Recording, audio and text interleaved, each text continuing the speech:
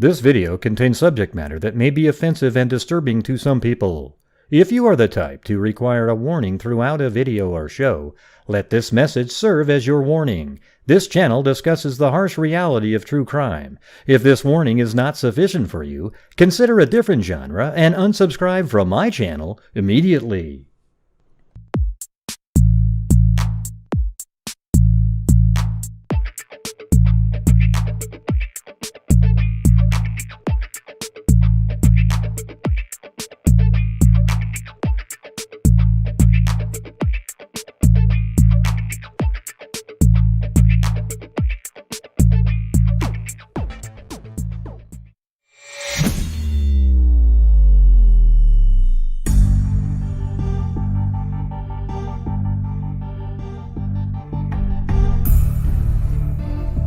What's going on, everybody? Yarg. What's going on? I couldn't get the dogs. The video was weird. It had this crazy image on there. Hey, thanks. I hate chocolate. I love chocolate, but...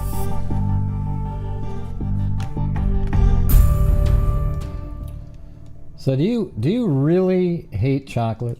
Honest to God? Or you just, is that like sarcasm? I mean, of course some chocolate isn't as good, but you know, fudge, how can you not like fudge? Man, I could just, if that was the only food that was on earth and it was good for you, I'd eat it all the time. Although I would pick, what makes you, what is it, does it make you ill when you eat it? That's wild, man. That's crazy.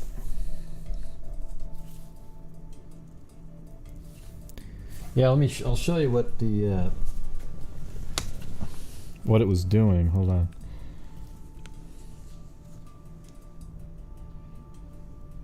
I'll show you the video. It's all choppy. It's weird. It's like a TV screen that you can't make anything out.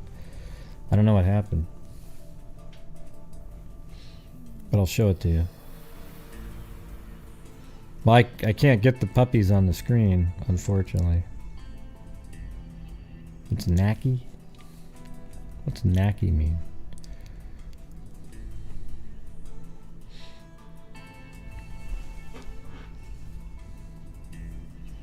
Yeah, let me show you what the dog video is doing. I might have to switch it up, the app or something tomorrow.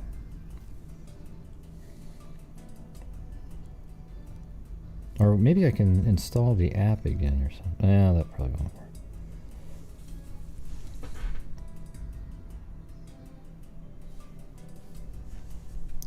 Oh wait, I gotta turn it on. Hold on.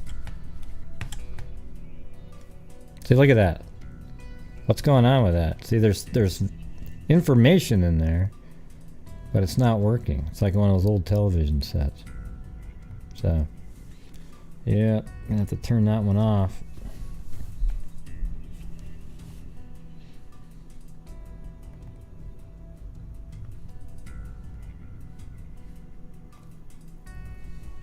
That's right, paranormal activity. So you'll just have to pretend the dogs are there tonight. Alright.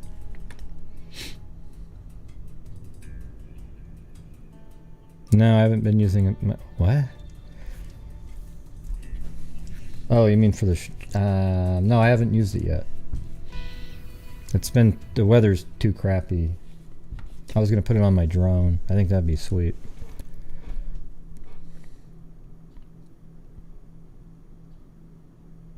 Who was there minutes ago? No, the dogs weren't there minutes ago.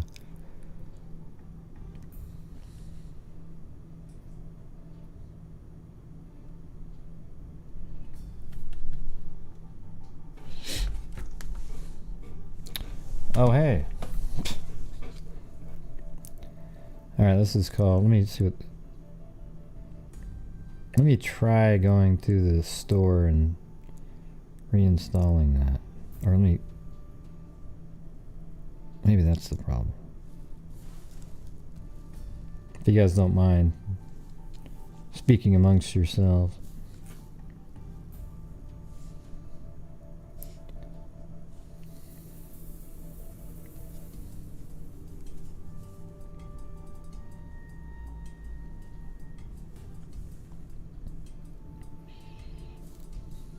NDI. Hey, thanks Carolina T. There it is.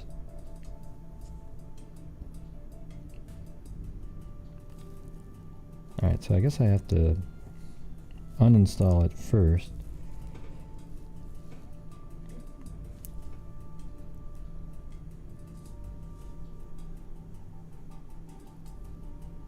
Puppy wave. There we go. Alright, now try to put it in there. Look at that. There's the hug, everybody. Ah, look at that. Oh, by the way, I heard back from CrimeCon. And so I think we might do one. You know, we're going to have like a 3. I'm trying to convince Chasing to go. We'll do like the So Mean Allegedly, and then have both of our own channels behind us. So we'll have like one booth and then but 3 different things at the same time. I think that'd be pretty cool.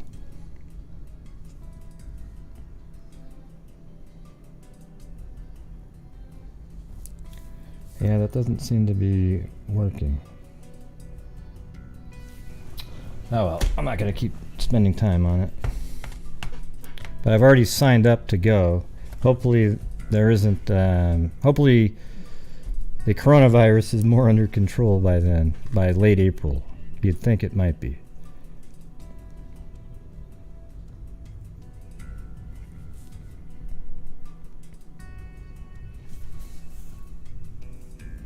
Yeah, I think it'd be fun, you know.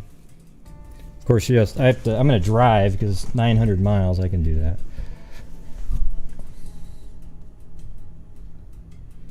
Well, yeah, you can come visit. It's at the, except unfortunately you have to come up and tell me your YouTube name because almost 90% of you don't use your real names on there. You know? But yeah, that'd be awesome. A road trip from Australia. Yeah, I don't know. I don't know how that's going to work for you. Maybe what I'll have to do is I'll have to put the dog image. There it is. We'll put this over here. So put it on the top.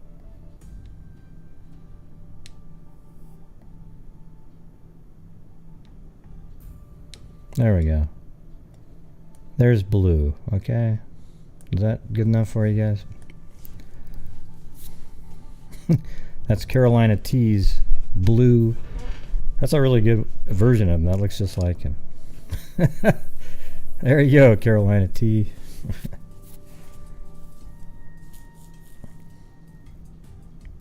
Yeah. Alright, I'm gonna get started now.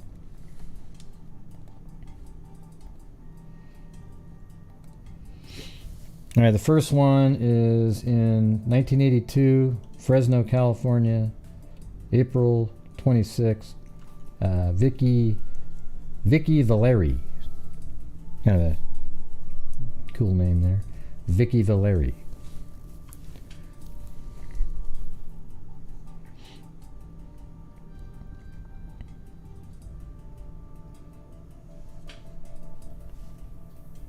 Oh, there you go. Your tips just got thrown into that jar right there. There we go.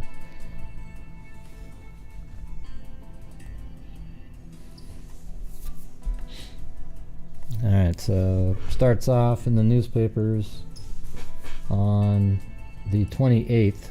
I couldn't find anything on the 27th of April 1982. So, I mean, as soon as you see the first sentence, you wonder, is it somebody related to she had the child with? It says, a pregnant woman found murdered in a southern Fresno County orchard. That's a lot like the Danny, heck, what's his name? On Hughes and Nebraska Street.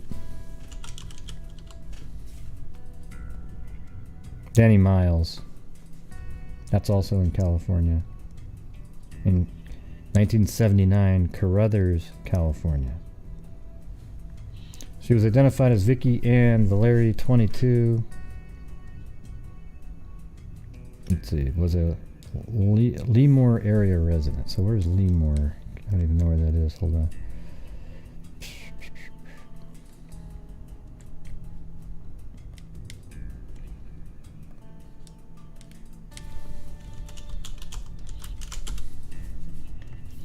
Lemoore, California. So she kind of just lived around in this area.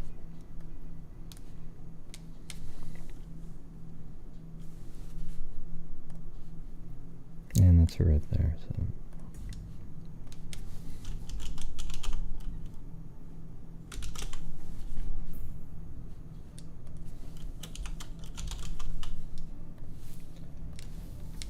Alright, she was identified as Vicki Ann Valeri, 22.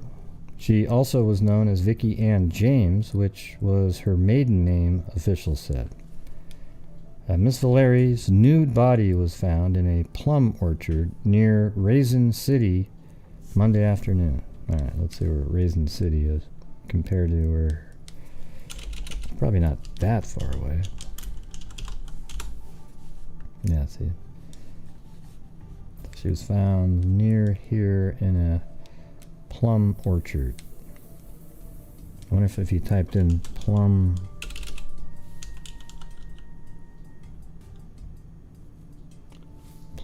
orchard.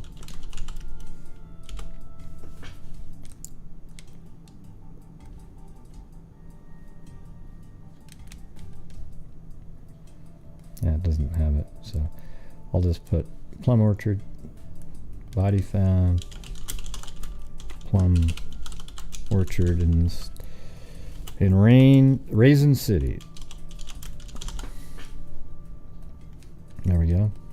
And miles, that is probably something around like 25 miles total. 24 maybe.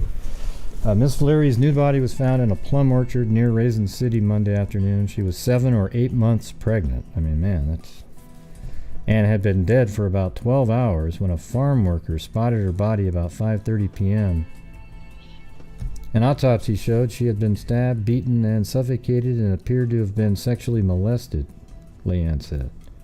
There were signs of a struggle at the scene, and her clothes and identification are found scattered near her body.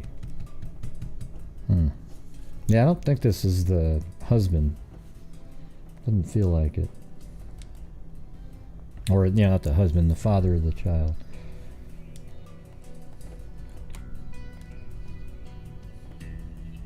Fresno County Sheriff detectives spent Wednesday trying to backtrack a Lemoore woman whose nude body was found Monday in a plum orchard near Raisin City. The woman, whose name had been withheld pending notification of relatives, had been identified as Vicki Ann Valeri, 22, who also used the name Vicki Ann James. Investigators said Valeri was 7 or 8 months pregnant when she was beaten, stabbed, and suffocated. Wow.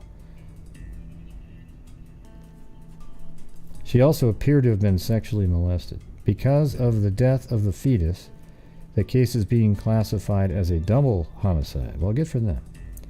Investigators said Valeri was divorced and apparently had moved to Lemoore less than a year ago from Ebensburg, Pennsylvania.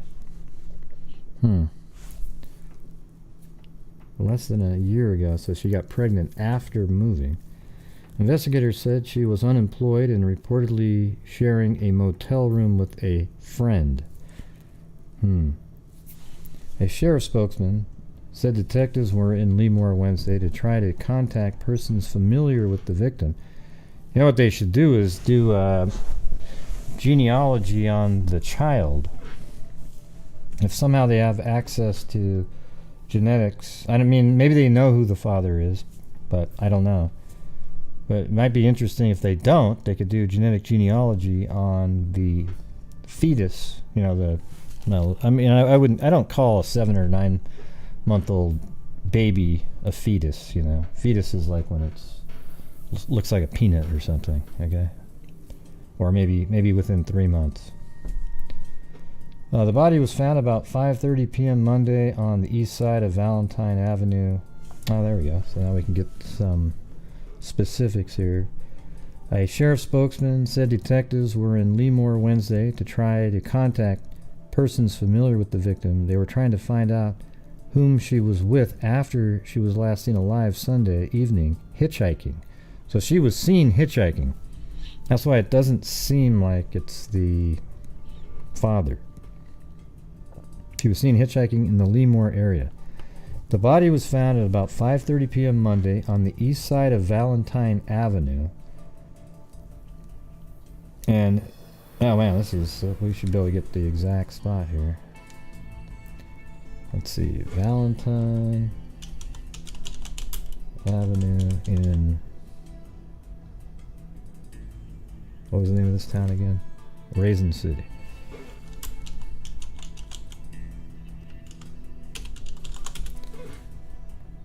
Oh, so it's not, wow, it's way out here. Okay, that's Valentine.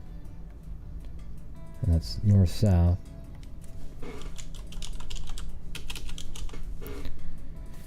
And then the other one is Dinuba Avenue.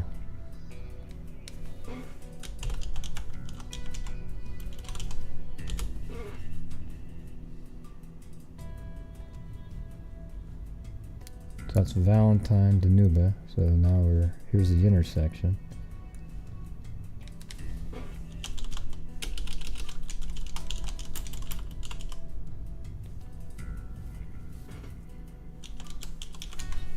Okay, so that's Valentine and Dinuba.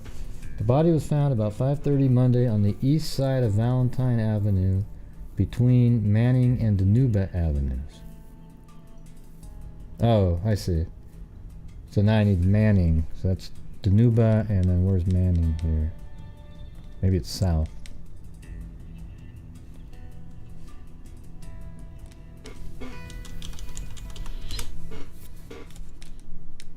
Oh, there it was. So Manning Avenue is way up here. This is Dinuba. Between Manning and Dinuba Avenue. Well, that sucks. So that means it's... Here's Manning.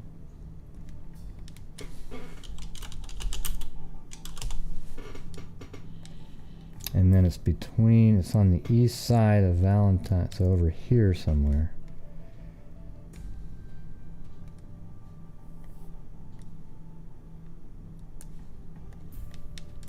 And it's weird how I guess there's no more roads, so that would be it. Let's see, so it's on the east side, so it would be maybe over here, but I mean this is, 1982, 40 years ago.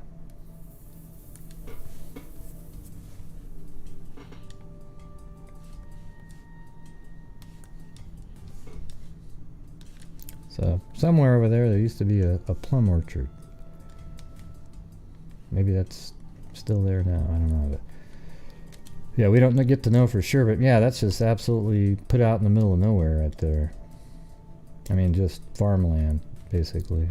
And let's see what it looked like in 1998 is what they've got there. Wow, so it's 1998. That's 16 years later. And it looks totally different there. 2003 still kind of looks like that. 2005, and then things start changing up a little bit.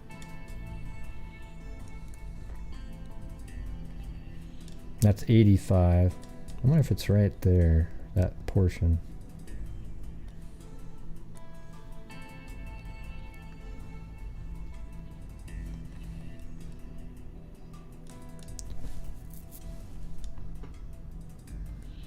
That's 2011. Okay, well, we found basically where she was.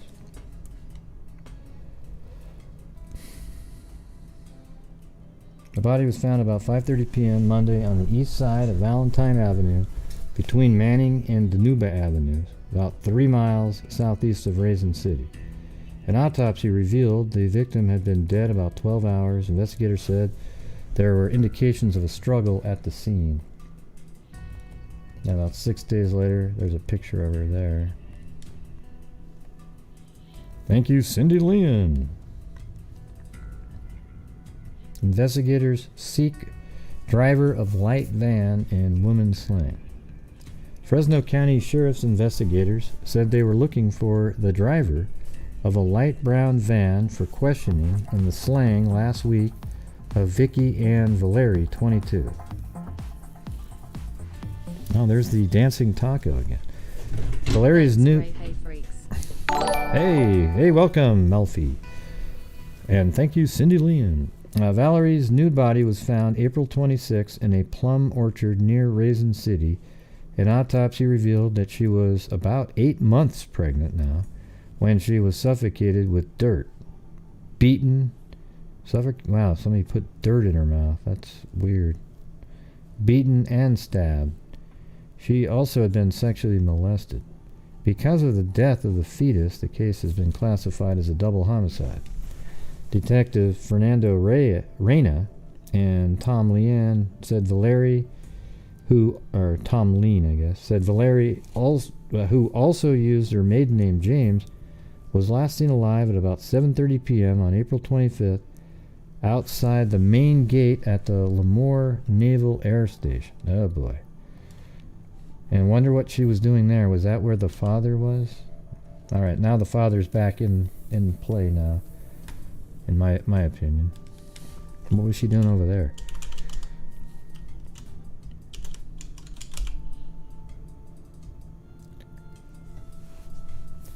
So it was the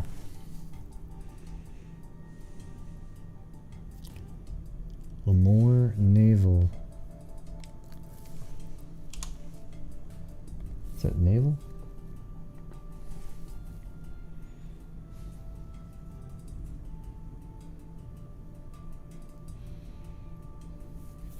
They crossed behind. Yeah, Lemoore Naval Air Station.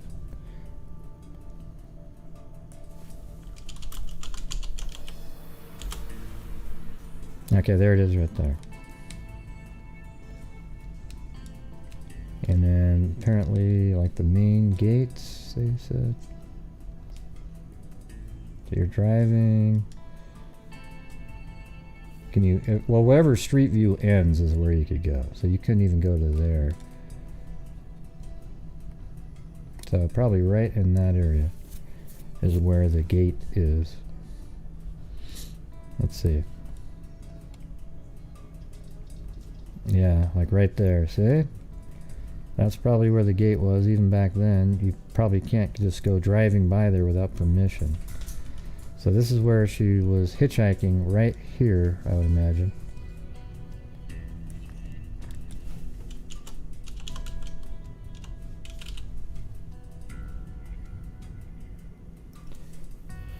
Right, Detective Fernando Reyna and Tom Lean said Valeri, who also used her maiden name James, was last seen alive at about 7:30 p.m. on April 25th outside the main gate of the Lemoore Naval Air Station. So, last seen 1982 04 25 7:30 p.m.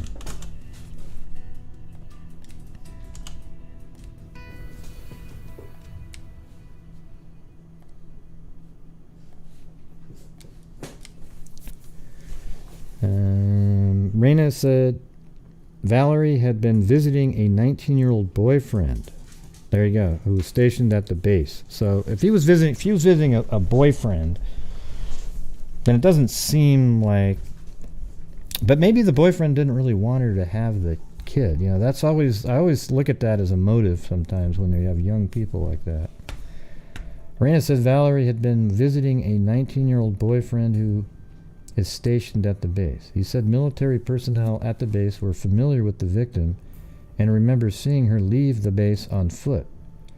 The witness said Valeri was known to hitchhike and that she was standing across Highway 198 from the gate. Let's see if I got that right. Where is 198?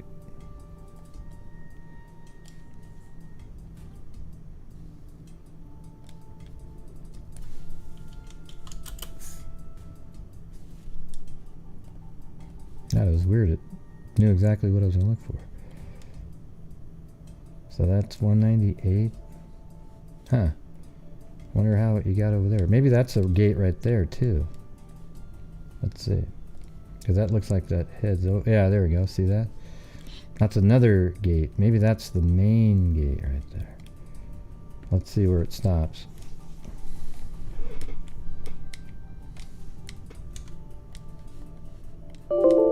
Ah, shit. Alright, hold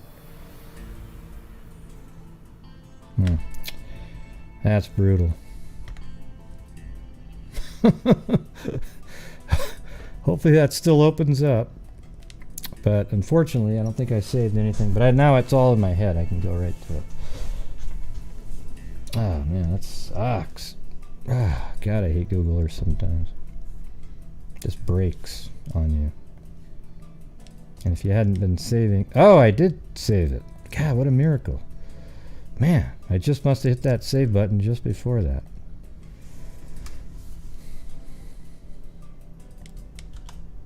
Alright, so now I think we got to move this to over here.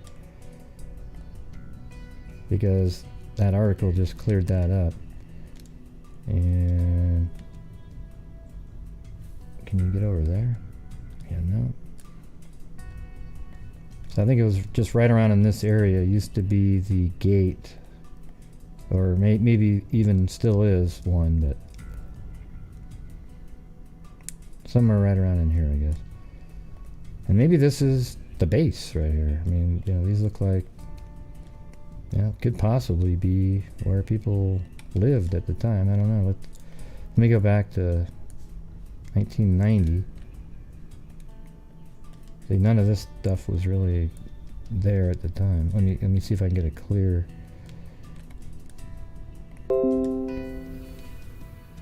Yeah. All right, so that's going to be the spot. And let's see. So the van was last seen heading. Okay, right here. We're at this part. But she was standing across Highway 198 from the gate when a panel-type van stopped. Lean said the driver was described only as Caucasian and wearing an enlisted Navy man's uniform. So that makes it somebody that's in the military. The man was last seen heading east on Highway 198. Or pretending. I know that crossed your mind right then. Well, it could be somebody pretending. Right? Raina said Valeri had been living in Lemmoor about 10 months, which is... So she got pregnant just 2 months in.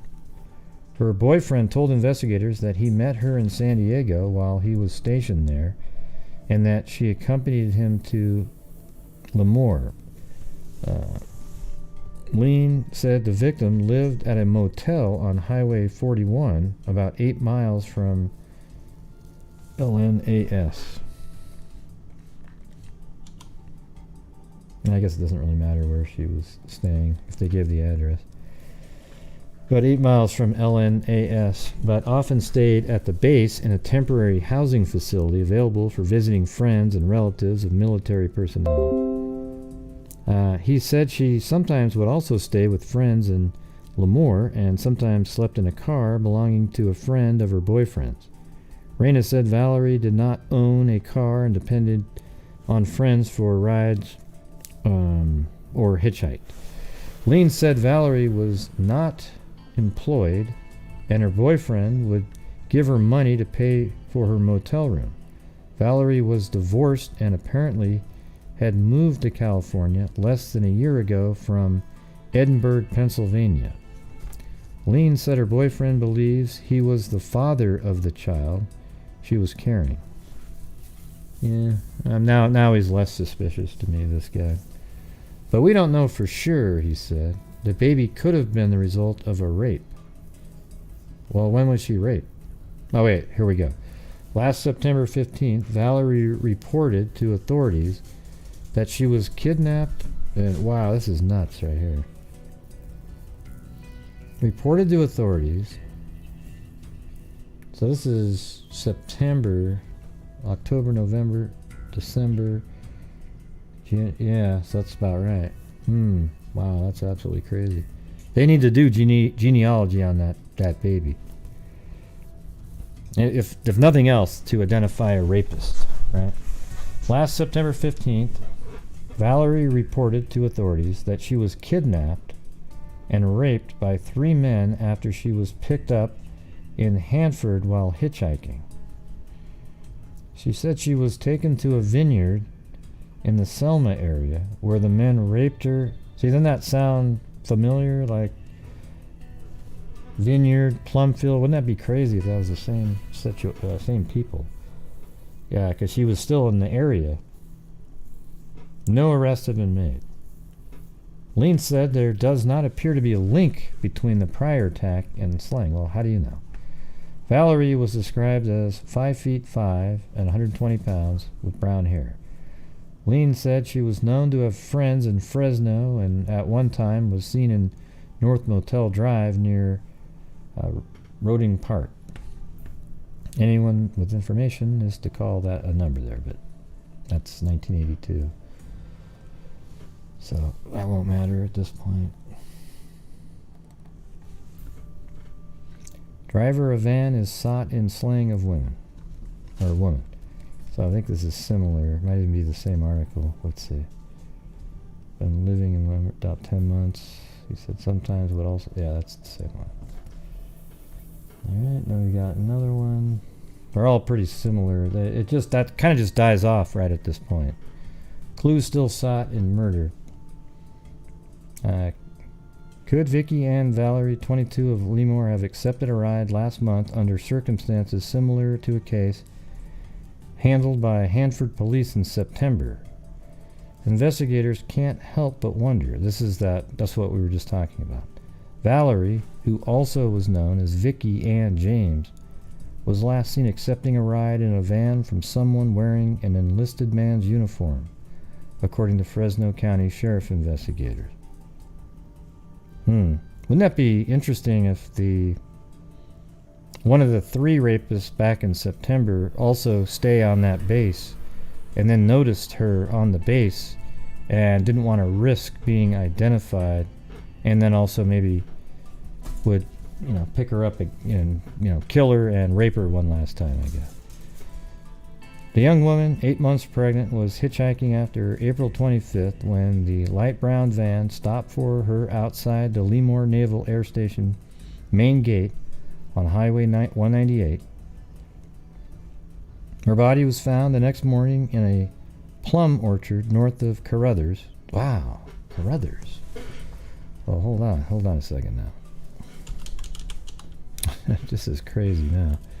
Because remember a minute ago I said, wow, that sounds like Danny Miles. Well, guess what?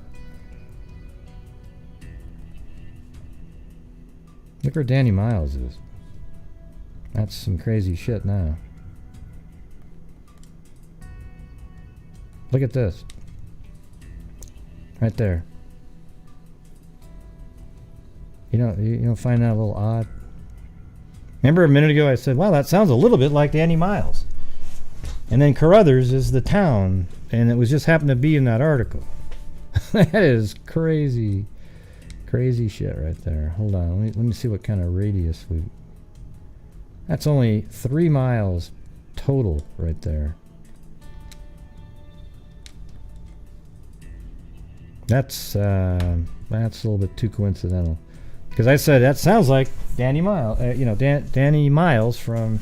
It was 1979, which is just 3 years prior, because it was out in a field, an area just like that. And you're going to tell me, what are the odds that that's not... I mean, that is absolutely crazy. Look how big California is right there, right? Now let me zoom in here and show you that little tiny circle of the 2 cases that I thought sounded familiar. Man, now I kind of think those might be related. I mean, that is... Like if it was over here or something, I might not have thought that. But you're talking about, and that's the advantage of doing so many of these cases like that. Hey, thanks, Lee D. That's the advantage of doing so many of these cases like that, is that some things pop back in your mind. And I just actually had Danny Miles turned off the pins, and literally their bodies are found. Well, hell, I can tell you how far apart they were found. Let me switch to the other measurement. All right, Lee D, is the wave gonna work? We'll see. Yeah, that they are 2.54 miles apart. 2.6. I don't know. That's got to be that's too coincidental for that to have just happened right there. That's yeah. And it's a guy and a girl, but the brutality of it's very similar. Danny Miles put up a fight. He was beaten severely. I just can't imagine that. And Danny Miles was 79 and she's 82. That's only 3 years apart and 2.5 miles apart. I wonder if they've ever thought of that. Thanks, Linda Howell and Charisma. Ocean Wave. And Your Gypsy. Yeah, isn't that wild? We don't know exactly all the circumstances. Let me see if I can find Danny Miles again really quick. All of a sudden now I'm on a different a tangent now.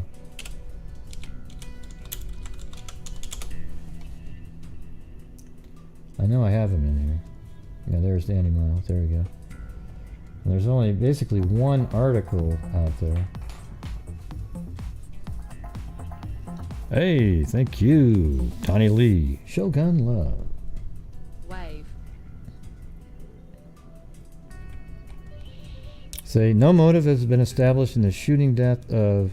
See, in this case he was shot, but he was beaten horrendously.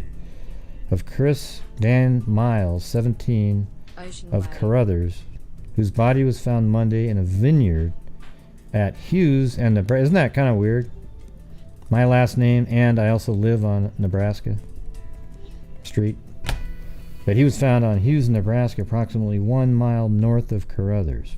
Fresno County Sheriff Detective said youth had been shot in the back of the head and apparently with a small caliber weapon. According to investigators, the victim was last seen Sunday between 10 and 11 p.m. Ocean Wave. Thank you. Quietly Frozen. Cindy Leon. Investigators said the youth returned to Carruthers from time to time Carruthers sometime Sunday afternoon, but apparently decided to stay in the business district and never arrived home. Investigators said the boy had been living with his grandmother. According to deputies, the body was found shortly after 11 a.m. by a farmer in the middle of a row in a vineyard on the northwest corner of Hughes and Nebraska. That's one of the detectives I've spoken to about genetic genealogy. They lost almost everything associated with that case. Services for Christopher Danny Miles, 17. Let's see. He died Monday. He was found shot to death. A native of Fresno. He had lived in Carruthers. Let's see what else we got here. Chris Danny Miles, 17 of Carruthers, was found shot to death. Deputies said the youth who lived with his grandmother was found. Apparently, he had been dead about 24 hours. I know there's a lot more to it than this. Let me see if this is it. Yeah, it was on this website. That's Danny Miles right there. And I've actually talked to his sister on Facebook. He was a good kid and a special person. He was a true gentleman and respectful. He was an outgoing young man. He had a laugh that everyone who knew him remembers. He was born September 30th, 1962 in Earl Crawford. He was the youngest of 3 children. Danny wanted to move to Kansas. Okay, down here. 17-year-old Danny was last seen on Sunday, June 3rd, between 10 and 11. The next day he was found brutally slain after having been beaten. Listen to this. Look how similar this is. Beaten, sexually assaulted, and then shot in the head. Well, where she was stabbed, right?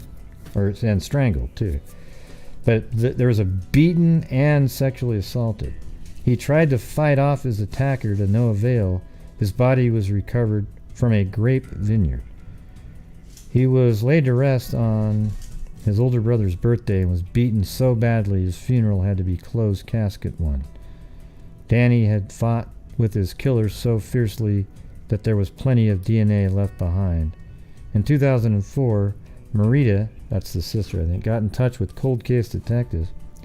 The detectives said that there was a possible suspect and that they were going to do DNA testing. That is all Marita knows as of today. Well, then I contacted the cold case detective, and he told me that they lost almost everything because it was some kind of a coroner, and then they don't know where any of they have a couple items, and they sent those in for testing. So I'd like to hear back from him.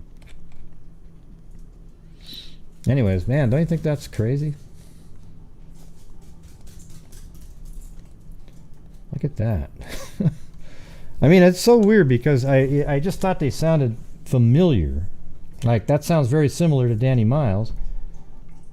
And then to see that they're within 2.5 miles of each other is insane in a state the size of California. And just look at the circle there. See how small that is?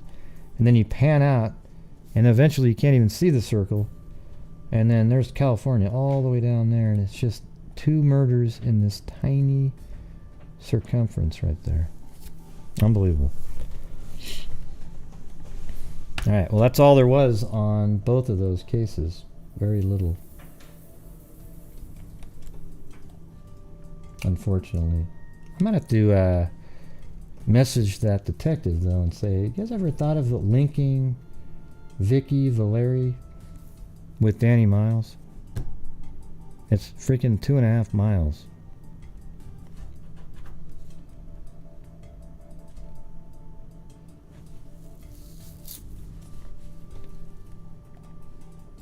Almost every one of these people that do these types of killings are serial killers. Okay, just letting you know. The people that pick up hitchhikers and kill them, you know, unless the person knows them, they're almost always serial killers. Almost every time. Because they didn't just do it once.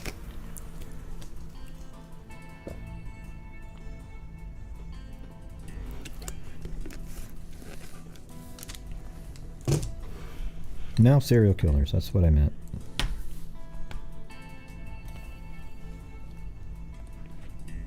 Yeah, I wish we had more information on both of these now. That's just insane right there. Because she was actually driven from way down here and brought to that little tiny area where Danny Miles was also killed. You know what's so weird is when they said north of Carruthers, Carruthers immediately popped into my head because I knew that's where Danny Miles was. Right after they said that in the article.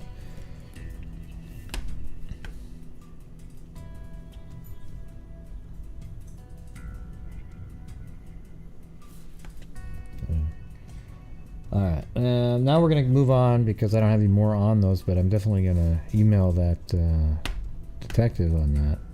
That's pretty bizarre. Pretty bizarre.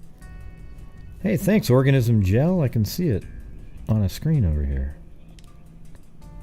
I think. I don't know. I see it on... Oh, there. Wow, that was weird. It showed up on the screen chat before it even showed up on the...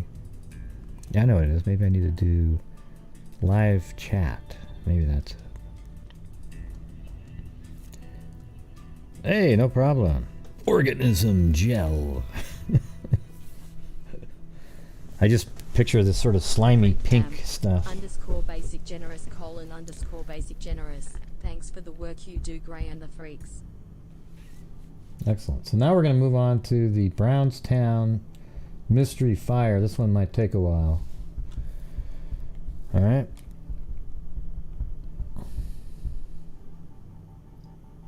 Yeah, I'm having a hard time moving off of that. It's just freaking me out. This is in Indiana.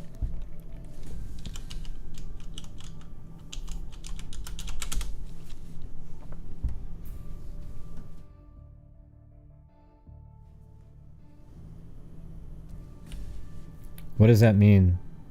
The plus and 0.1. What does that mean?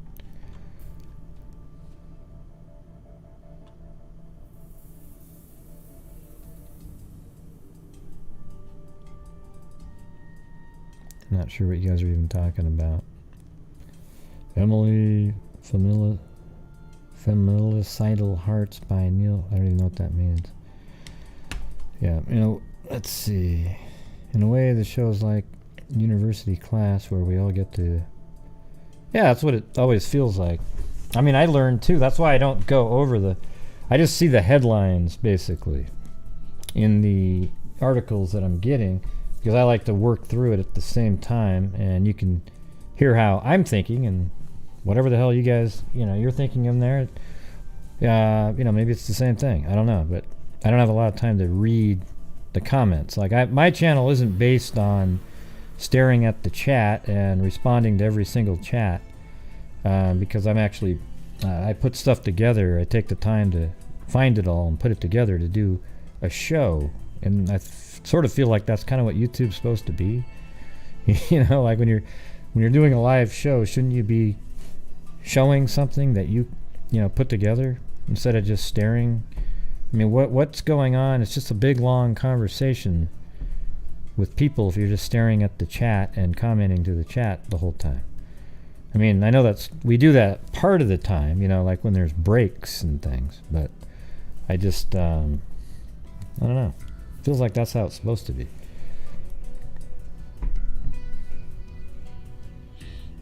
Yeah, like when we have the little, the apples and the when I'm in prison or whatever, we have the I have time to read the comments.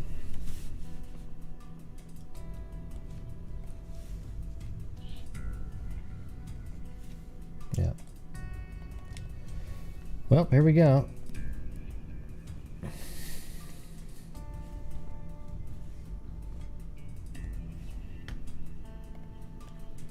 What we could do is take that image. You can see it better if it's that's like the smoldering embers of the fire.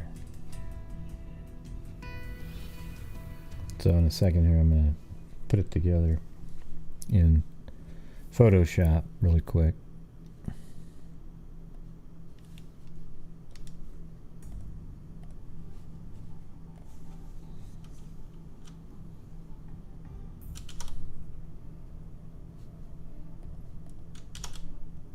There we go.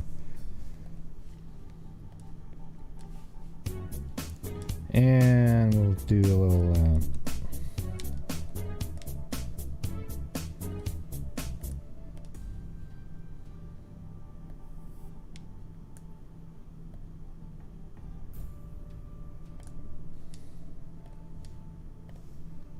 yeah, so you can see it better now, I think. Couple detectives there with a police car back there. Smoke coming from this completely burned building here.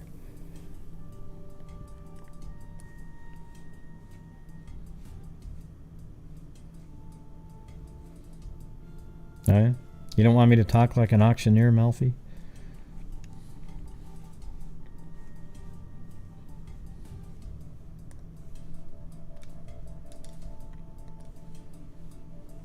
Alright, here we go. This one's kind of weird. 2 Brownstown teenagers died in a fire southwest of Brownstown early Saturday morning, and state county authorities today were attempting to determine the whereabouts of a third youth.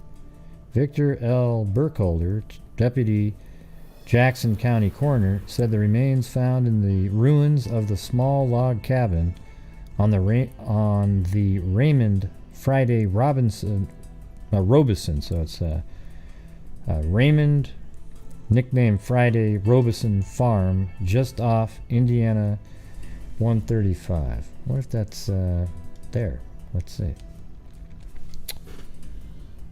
And this would be in Brownstown, so it would be the, what do you call it? Raymond Robeson Farm, Brownstown. Wow. So there's the street. So it probably named it after that. West Raymond Street. Kind of makes you think that.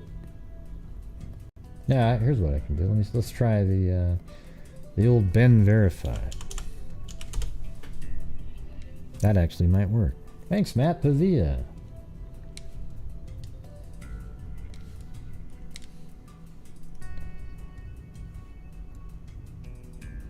Okay, Raymond Robeson. And that would be in Brownstown, Indiana.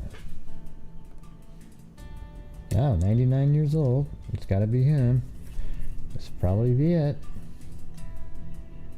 Probably lived on his own farm. Deceased in 1997.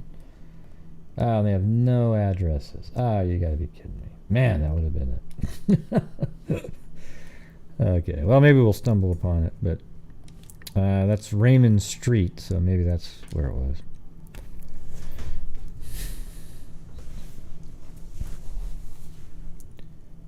Okay, so it was a log cabin that was burnt down on Raymond Friday Robeson Farm, just off Indiana 135. Well, let's see where 135. Oh, there it is. So I actually think that this is going to be it. Because look at that's 135, and then you have a street called Raymond Street. You know, probably named after the old farm that was on that street, right?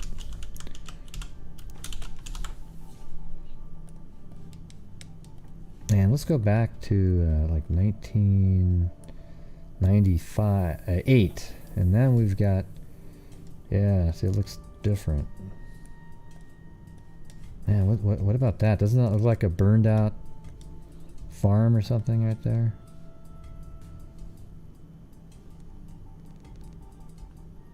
That's a creek though, so it probably wouldn't be there. Hey, Mary Hayes. Glad you enjoyed the photo. What photo? Oh, the one that you sent for the mug. Yep. Let's see. What the hell is that?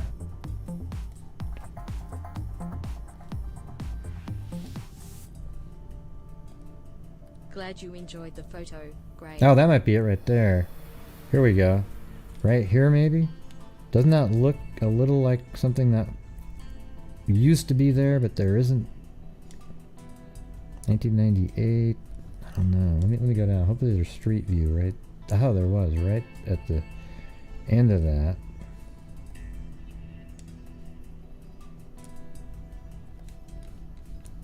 And maybe right in there. Right there, maybe. Yeah, see, look at that. Whatever that is in 1998. What about 85? You zoom. Ah, man, almost got something there. Yeah, but I think 85, it was still probably the farm of this person. Although 71 is what we're looking for, but that's where I'm thinking Raymond Farm is, right there. I'm just gonna guess, but it's off of 135. Raymond Street.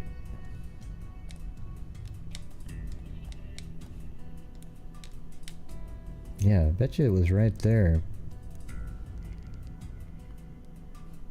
And that's why when you go back to these other time frames, looks like there's even a driveway. Oh, see, look at this. 2005 was that once a house right there that's then, you know, they just took away all of the building and used the foundation as a parking area.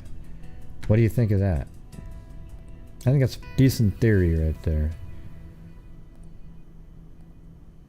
Yeah.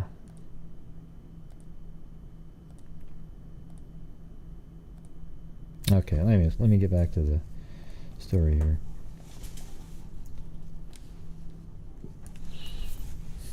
Michael William Sewell, 16, who reportedly had been with the two victims earlier Saturday night, is missing, authorities said, but no trace of a third victim was found in the fire.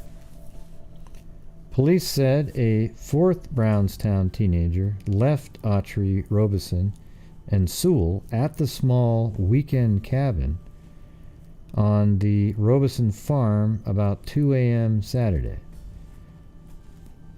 And by the way, that's just my guess at where the farm is. I have no idea.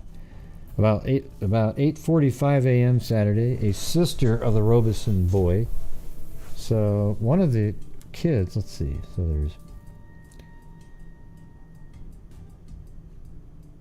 Ray. Yeah. So one of the kids is actually Stanley Ray Robeson. So that's one of the kids that I think lived there. About 8:45 a.m. Saturday, a sister of Robeson boy, Mrs. John Hartley, discovered the smoldering remains of the cabin, which had burned to the ground sometime during the pre-dawn hours. Deputy Coroner Burkholder said today that 2 class rings, 2 sets of human bones were found, and there are only 2 sets of bones. We have nothing more to go on. Burkholder said Dr. Merritt O. Alcorn of Madison, a registered pathologist, also was called in to examine the remains. Dr. Alcorn definitely sorted the human remains and found only 2 and found only 2 bodies, Burkholder said, and finding the 2 class rings places the identity of the victims fairly accurately. State police here said this morning that the Sewell boy simply is missing. Wouldn't that be interesting if, I mean, you could come up with all kinds of theories in this one. What if the Sewell boy isn't one of the ones missing? They didn't test DNA back then. What if one of the other ones wanted to do something? And I mean, it sounds more likely that, well, the 16-year-old boy, that'd be tough for him to just sort of take off. Thank you, Amy CHS.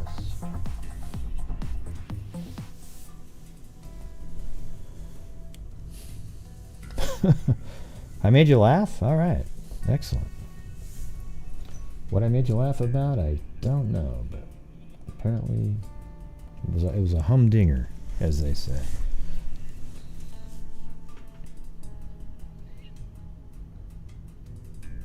I mean, you could have had one of the other boys kill Sewell and the other one and then take his ring and put it on the kid to make it look like he was dead.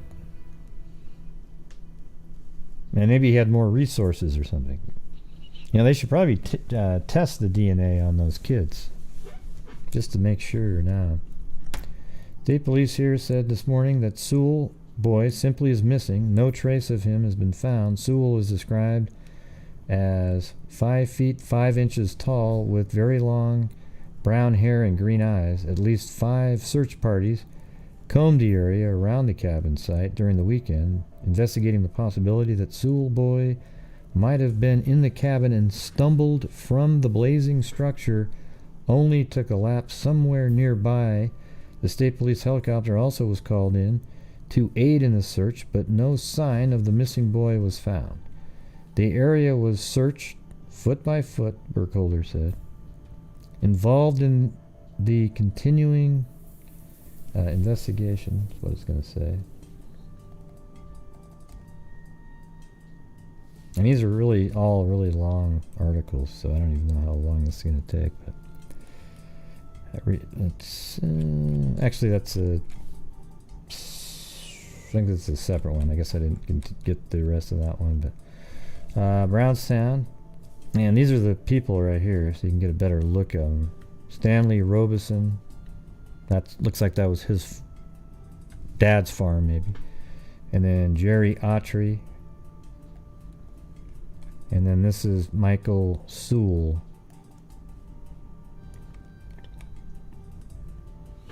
The remains of 2 Brownstown Central High School students were found Saturday in the smoldering ruins of a small cabin. I wonder if this is the same article Let me see. The class rings identified. The windowless cabin had a single door. Alright. The youth built the cabin of old... Oh, they built this cabin. Hold on. Now I gotta read this. The class rings identified as belonging to Autry, a senior letterman of the Brownstown football team, and Robeson, a junior, were found with the twisted spring of the burned cot. It was not known whether Sewell, a sophomore, had a class ring.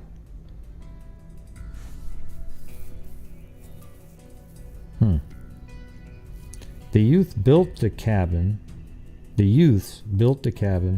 of old creosote-coated railroad ties. So they just built this structure. So maybe that's not the location that I said. Because why would there be a foundation and all that stuff? About 2 months ago, according to Robeson's family, located about a quarter mile from the main house on the Robeson farm. The farm was in a thinly wooded area off of a farm lane. Maybe somewhere in there?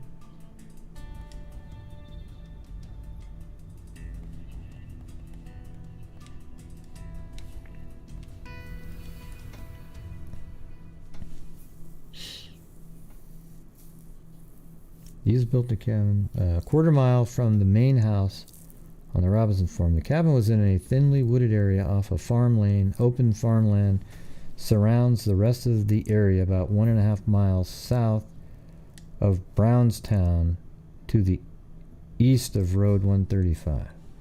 Oh, east of 135.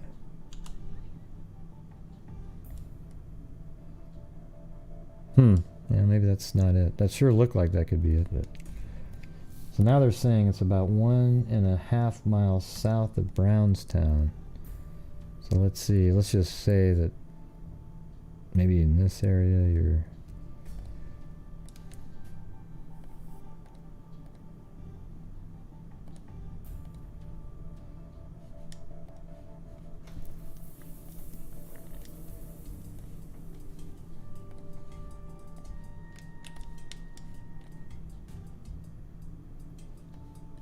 It says on the east side.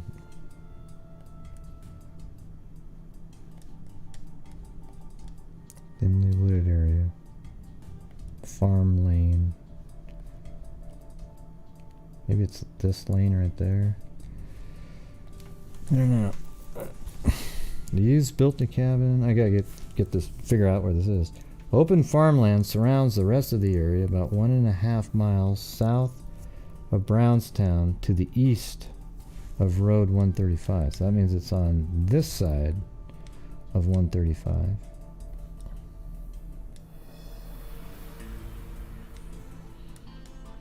I don't know. I'm just gonna move this a little bit.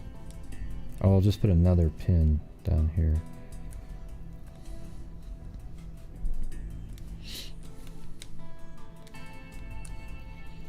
The windowless cabin had a single door near the end of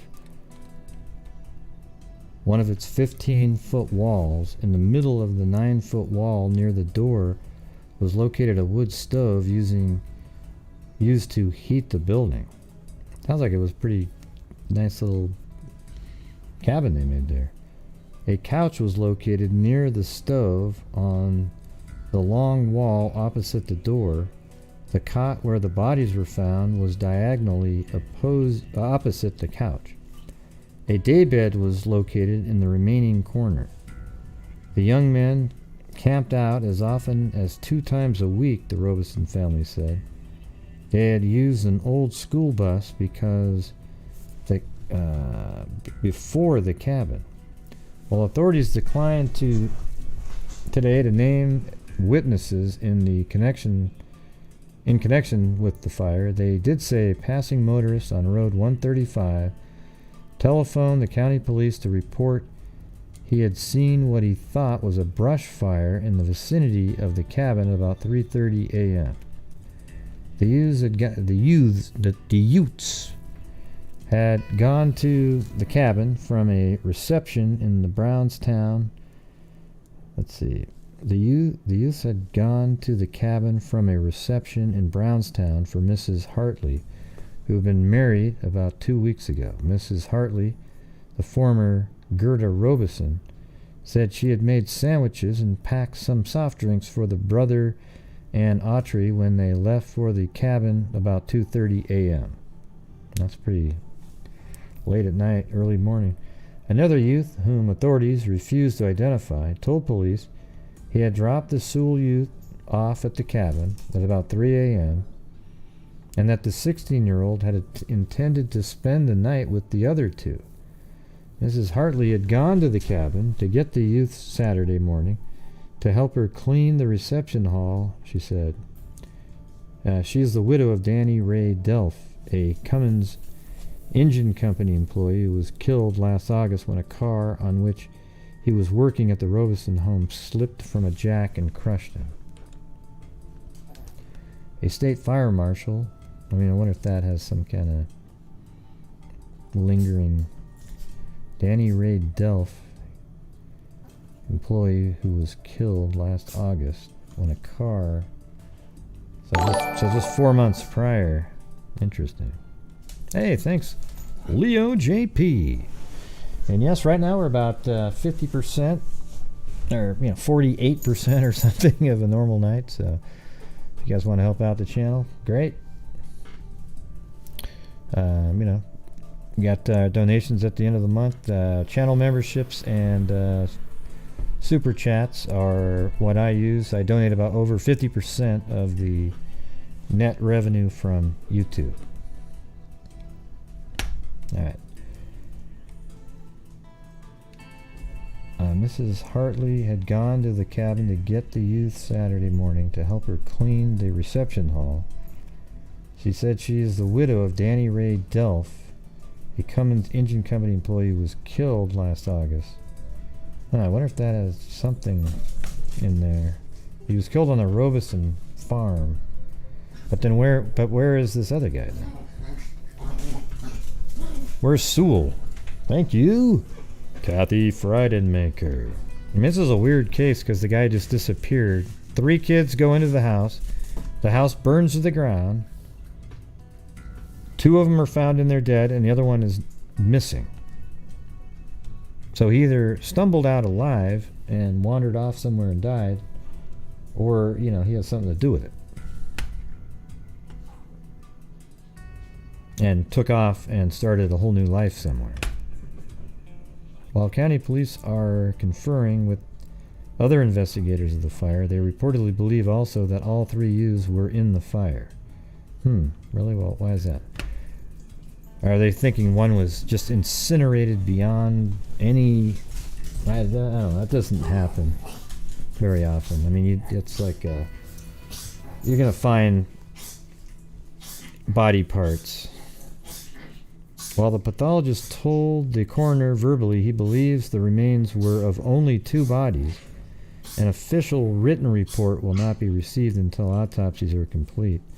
The Sewell family reportedly is seeking an investigation by another pathologist and were reportedly considering court action to halt the funerals on the grounds that they were entitled to remains of one of the 3 bodies. Wow. They were entitled to remains of one of the 3 bodies. Well, but there was only 2. Maybe they did dental work check on the other 2. Funeral will be at 1 p.m. Tuesday at Brownstown United Methodist Church for Robeson. Persons may call at Winkle, some kind of a funeral home in Brownstown until 9 o'clock. Funeral for Autry will be at 2 p.m. Tuesday. So anyways, at this point, there are 2 boys that have been burned, and 1's missing that should have been in the same fire. Missing youth puzzles officials. Yeah, so it happened on the 18th. Now we're on the 21st. All right, but I got to go use the facilities, if that's okay. What do you mean, Gray? You can't go to the facilities. Why not? Because you got a show to do. I know, but I don't have commercial breaks like they have on the radio, okay? I don't wear a catheter. I mean, maybe I should wear a catheter in here. Gosh, Gray, you're so mean. You're gonna take away the show. I don't consider that mean. Does anybody think that's mean of me? To go use the restroom? I don't think so. What's this guy always typing in weird shit?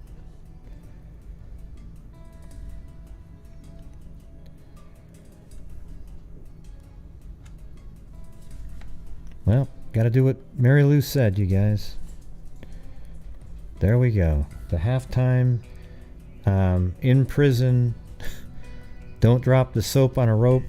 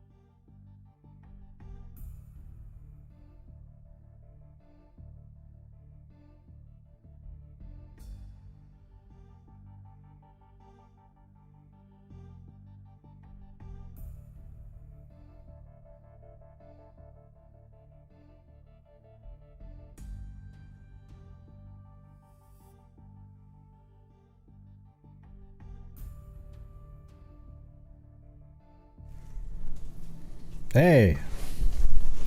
Where is it?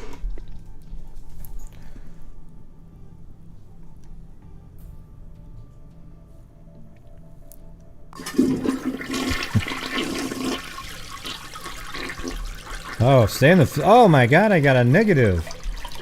Barbells, right now we're at 0 because Lee D bought me some barbells. You know, she didn't give a damn about getting me out of jail. She wanted to buy me some barbells. And then Delva sent bail in, but at the last second, the mayor, Billy Juliana, sent in a $5 retraction of the bail. Man, Delva. Well, thank you, Delva. Unfortunately, you got nixed by Billy Juliana. Man. Stay in the facility, she said. Brutal. Brutal. Oh, yeah, I washed my hands, yeah. Did you?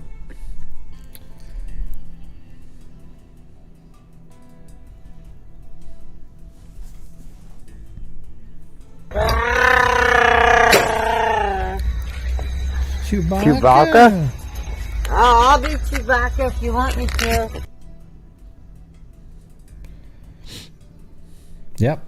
We can get back to the show, but I'm stuck in prison, you guys. It's a house!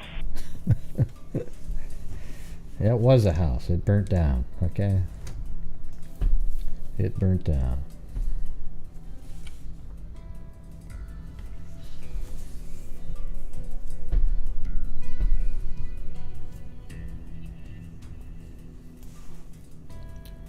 It's a house! Do you recognize that one, Amy? That sound? Hey, there it is. Mary Glaviano. Thank you.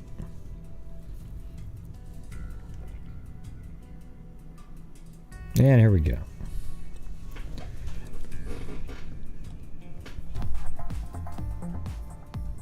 The Taco Dancer.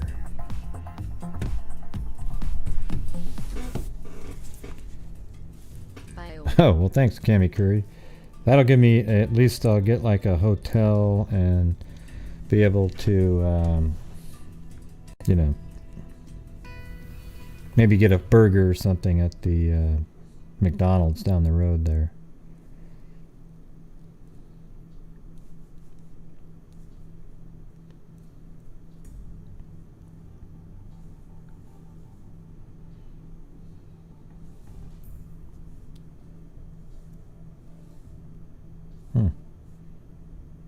Bail. Here, hold on a second. I got.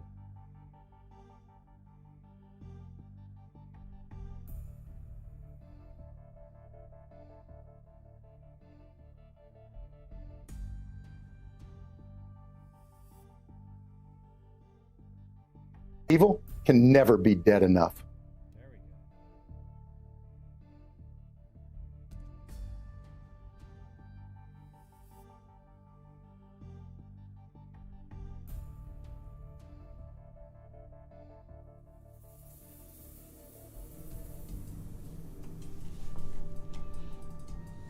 Thank you, Notorious Nance. All right, here we go.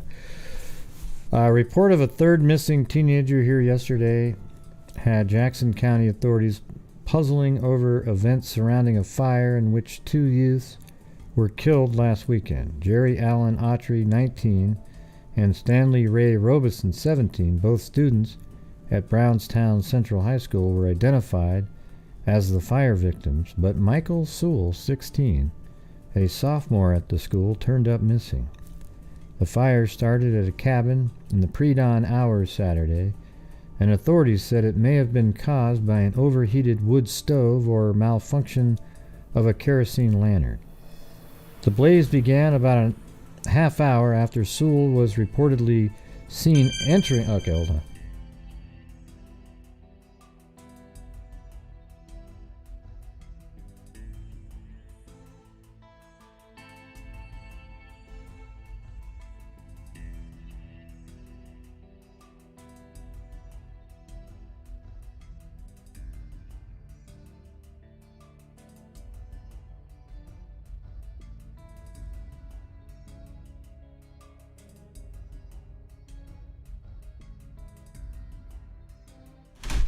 Alright, that was my wife heading home now.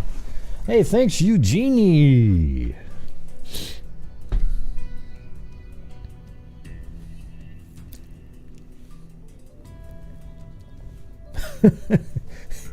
You got...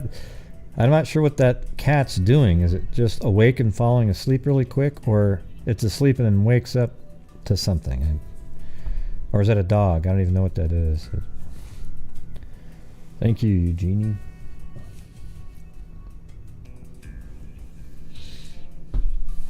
This is pretty weird. Don't you think this is strange? The blaze began a half hour after Sewell was reportedly seen entering the small cabin. Well, who saw? Well, that must have been the other kid, right? The kid that left, which the three boys had built with railroad ties some 2 months earlier on the Robeson farm. On a cot were found charred bones, a class ring, and a cigarette lighter. On a cot, huh? Another class ring was found later. The rings belonged to Autry and Robeson, and tentative identifications were made because of them. And by the way, I forgot to tell you guys this at the beginning of the show, is that I have sent in a FOIA request. They call it FOIL in New York for the case files on the Carol Ann Ingham case, because the way that ended, I needed to know more. I'd like to have more information. That's the one where I think it was at New Year's or something like that. Yeah, New Year's Eve, where she was I guess she was at a bar, and then she was seen going home, and they said that they could prove that she went to this house that had 4 kids in it and then left at like 5 in the morning, and then her body's found the next day dumped behind a house. Okay, so I ordered those, and hopefully we'll get something on it. I called over there, got a couple different numbers. Then there was a website where you fill it out and enter in what you want, and so that's what I did, and hopefully we'll get something on that.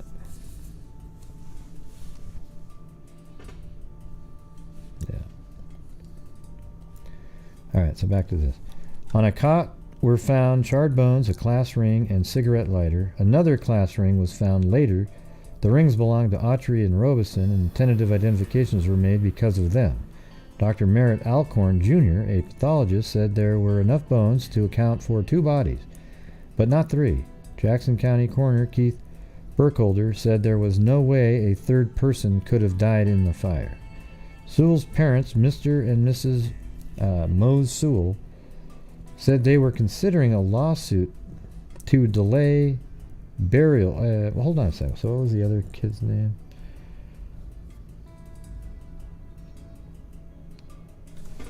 Let me see if Stanley Ray...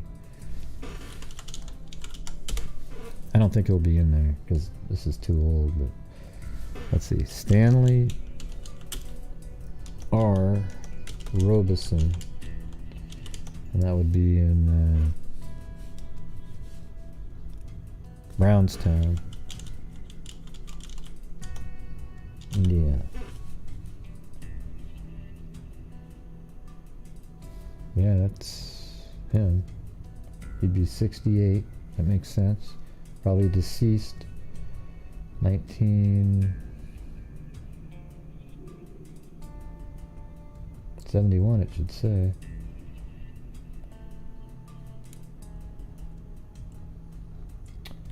Huh, that's weird. That's just another Stanley Ray Robeson. Man. Apparently he doesn't live in that town, but he does live in Indiana.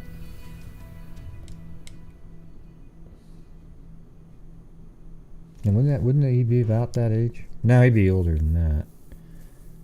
Well, see, 71. Well, that's probably about right, isn't it? Let me just think about that. So in 71, he's 17. Yeah, I think that's about right. He would be about 68 years old.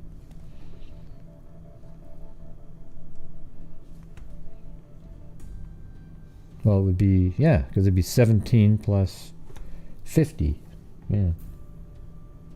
So it's got to be him. So I do address history. Where's Roanne? Is that around here?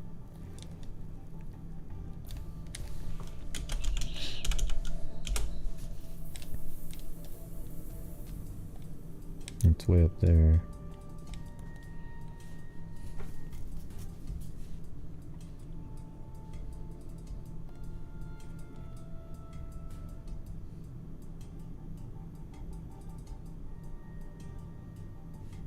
How about Laketon? Where's that?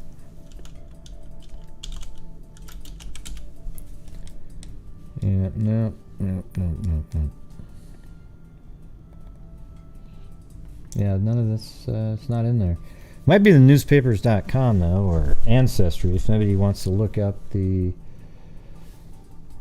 farm. I guess we got to go back to, what was his name again? It was, that's the wrong case. I just opened up that other folder that I was just in. That was in this one right here.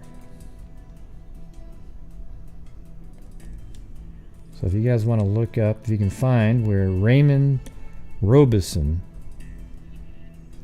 with the nickname Friday, in Brownstown. So Raymond Robeson.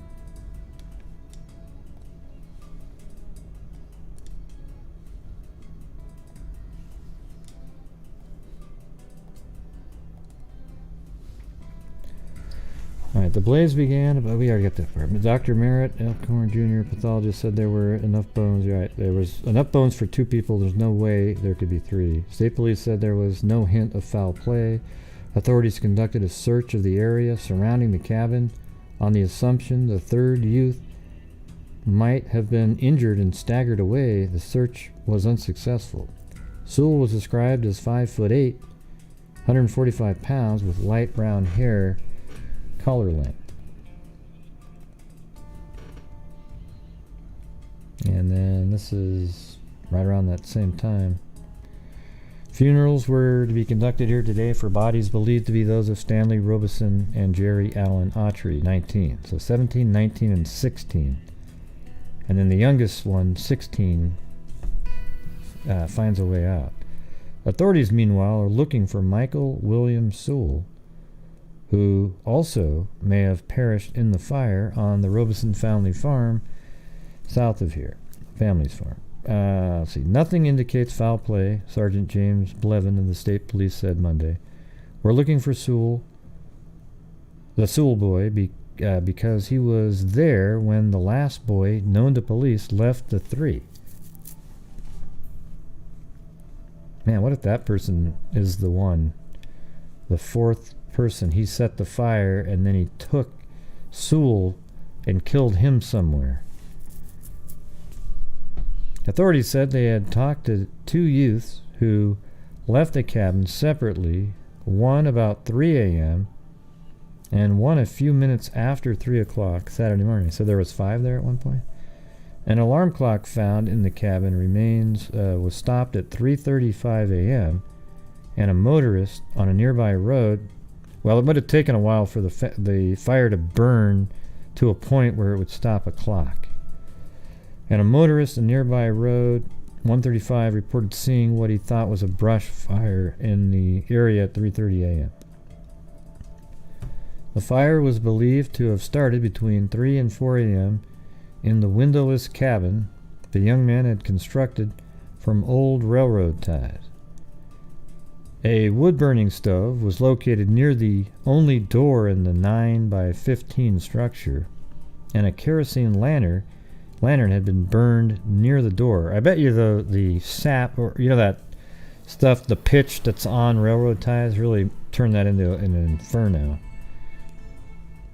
Another lantern also was used to light the 2-month-old structure where the youths camped regularly. The last of the 2 youths were left the cabin shortly before the fire was believed to have started. So now there's 5 kids that were there.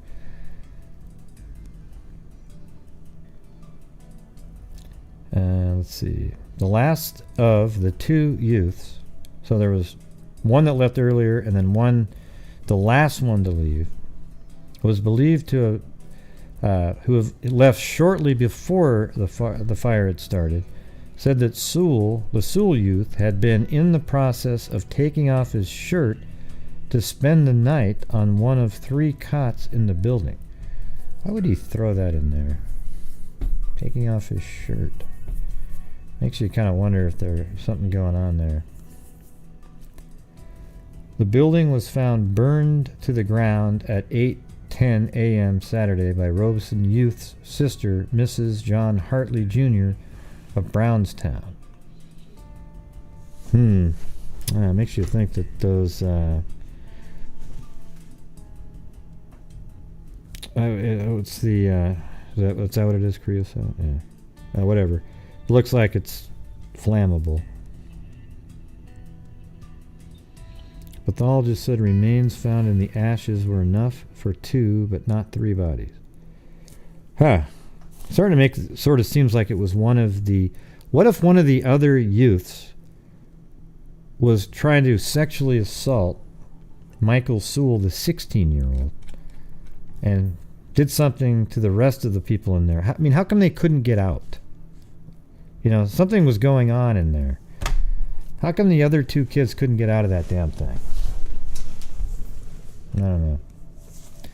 Keith Brookholder, Jackson County Coroner, said he would not sign death certificates until pathologist's written report was forwarded to him. However, he did give permission for the funerals. A search of the area near the cabin Saturday and Sunday failed to turn up the Sewell youth. Mose Sewell of Brownstown described his son to a correspondent for the public and asked, let me see if Mose Sewell's in there. Hold on, let me try that one too. Nah, I don't think hazing has anything to do with it. Let's see. Mose Sewell. What would make you think hazing? Like what pops into your mind with hazing?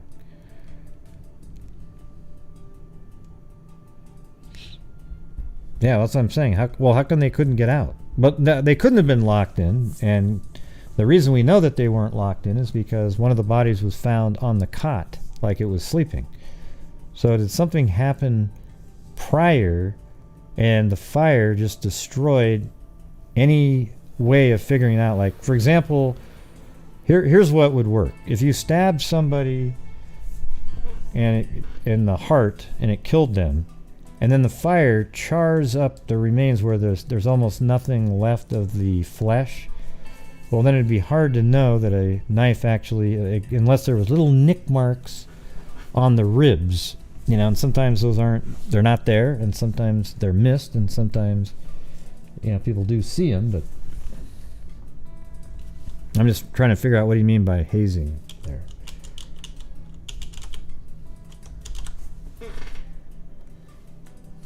Okay, so 92 years old for Mose Sewell. Let's see where his address is.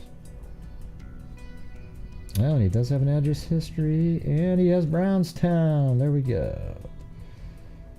This one says 85. That's probably the one, right?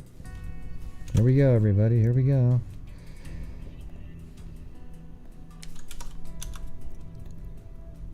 Oh, man, this is right there. And look at that. Look how close that is to that Raymond Street right there.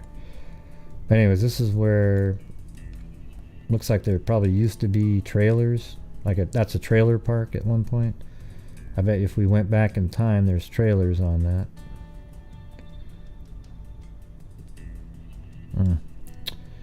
Nope.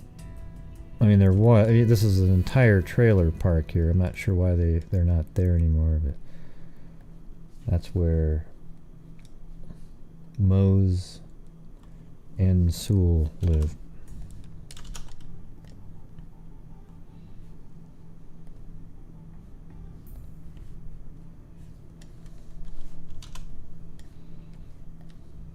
Okay.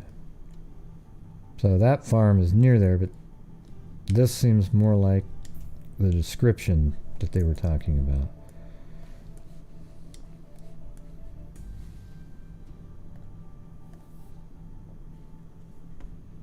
Mose Sewell of Brownstown described his son to a correspondent for the Republic and asked that anyone seeing a youth resembling the description call him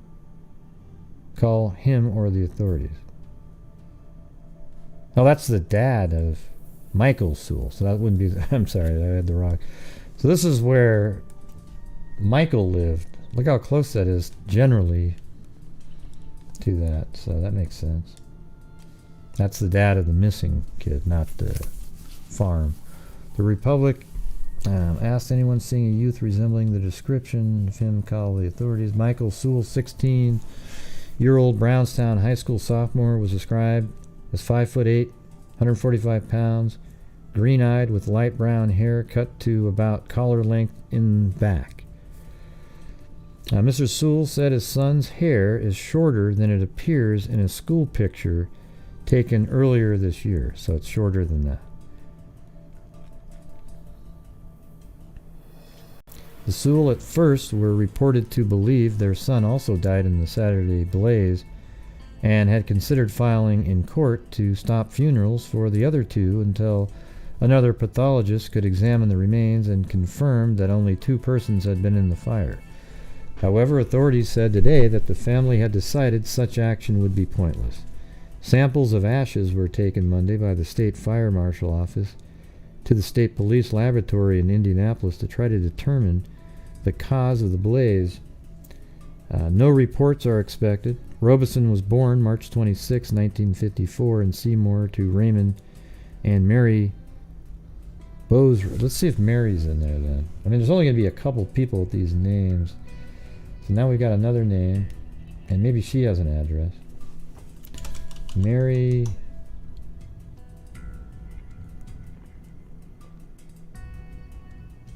Robeson. And that would be in Brownstown. There can only be one. She's 98. So that's going to be the wife of the other person. And oh, there's one address. Come on. This could be it, you guys. Maybe. It does say 1992.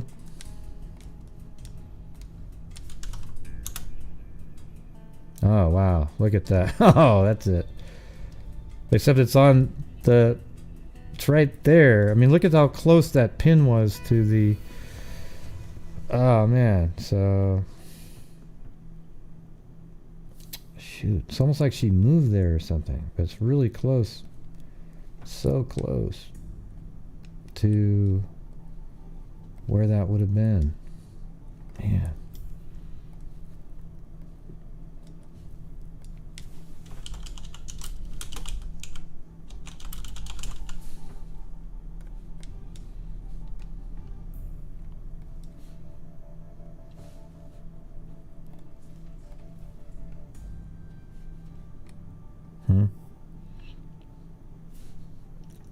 Yeah, I haven't even looked at how many people are watching. Oh, 214. Yay.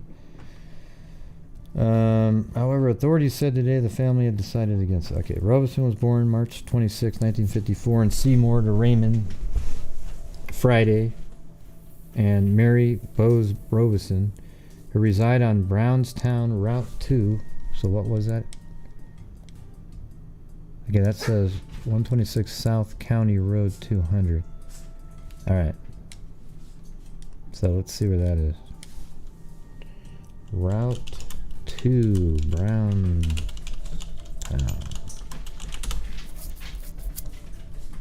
Okay, so how about RR2?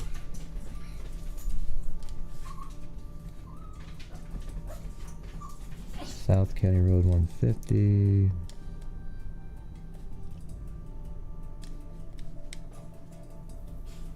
Sand Road 200. That's County Road. How about County Road 2?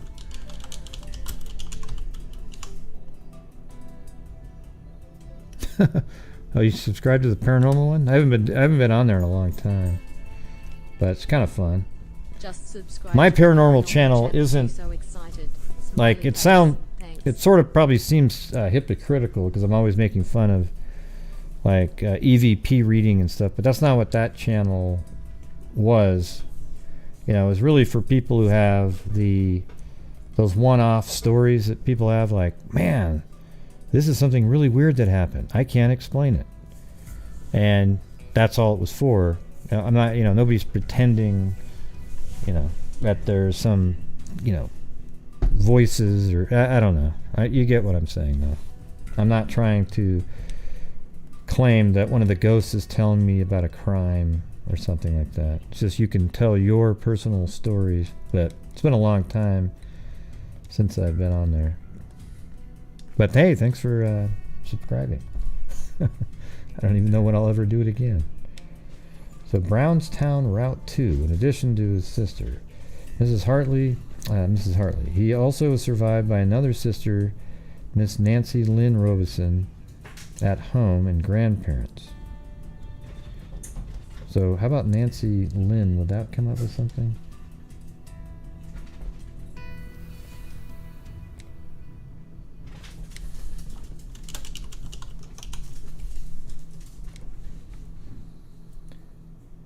See, L. Robeson.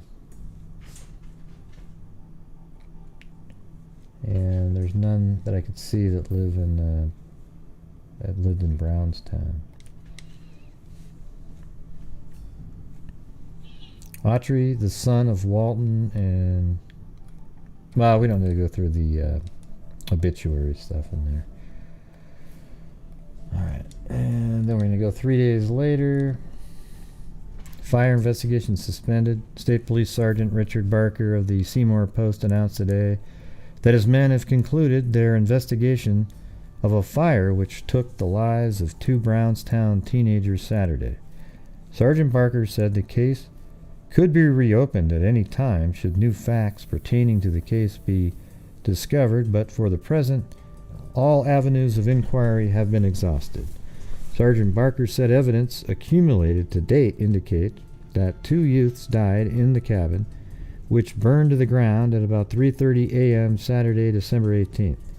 The victims are believed to have been Stanley Ray Robeson, 17, son of Mr. and Mrs. Raymond Friday Robeson of Brownstown, Route 1.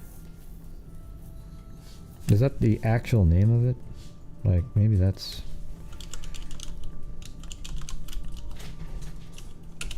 Now they're saying Brownstown. No.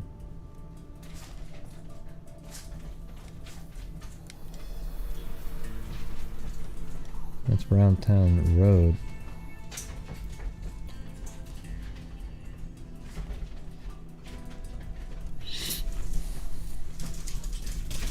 Sergeant Barker said evidence cumulative date of 17. There we go. All right, third youth, Michael William Sewell, 16, son of Mr. and Mrs. Moses Sewell of Brownstown, was seen by friends at the cabin with Autry and Robeson shortly before the fire. Yes, there's got to be something to that. Those other two kids, the last one that left. The 9x15 cabin, constructed recently by the three teenagers, was located on the farm owned by the Robeson boys' father, about 1/2 mile. Oh, there you go. Off of Indiana 135, between Brownstown and Valonia. Okay, let's see. Where is Valonia? It's going to be south. So there it is. And there it goes. In between. I think we're right in the area. 1.5 mile off the road.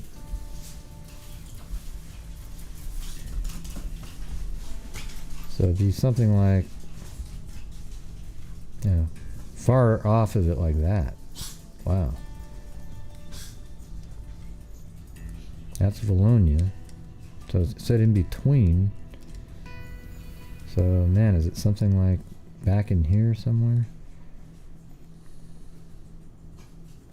That's County Road 200. Maybe that's what they meant. Not 2, but 200. What do you guys think? There's County Road 275. Sewell youth have not been seen since about 2:30 a.m. that Saturday.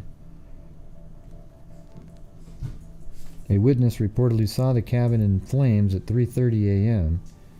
However, according to reports by the county coroner's office and the findings of the pathologist, only 2 bodies were found in the charred rubble left by the fire. State police officers and pathologists all have stated that there is no physical evidence to indicate Sewell boy died in the fire. I'm sure it says that. In the fire. But sheriff's officers, state police investigators from the state fire marshal's office, conservation officers, and volunteers have searched the countryside surrounding the cabin site and have found no trace of the third youth. And yet, according to one of the teenage friends, Sewell was in the cabin preparing to go to bed less than an hour before the fire was believed to have occurred. These two puzzling factors, the reported presence of the third youth at the scene of the tragedy and the absence of any trace of a third body, have given rise to a multitude of wild rumors, which have served only to further hamper authorities in attempting to piece together the actual chain of events surrounding the tragedy. Sergeant Barker said his department has concluded only that 2 persons died in the fire. The Sewell boy will continue to be listed as missing, and his name and description will be entered in the state computer file and the National Missing Persons file, Barker said. The case is not closed. We'll keep the books open, he emphasized, but for right now, at least, we've gone as far as we can go. Alright, so hold on, I'll be back in a second.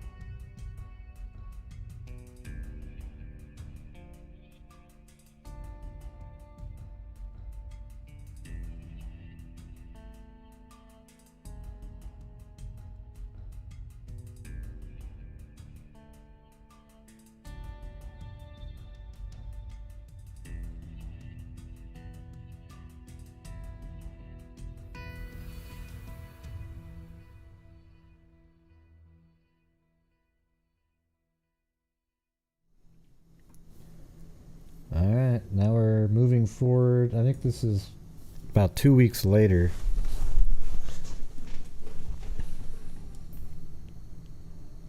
This is one that Live in It sent me, I think.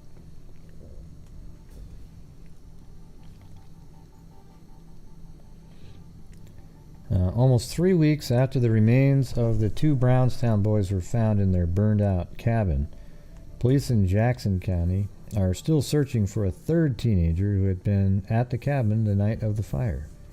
Michael Sewell, 16, Brownstown, was reported missing early after the charred bones and ashes of Jerry Autry, 19, and Stanley Robeson, 17, both of Brownstown, were found after a fire at a hideout cabin on Robeson Farm, December 18th. Now let's just see if this, hold on.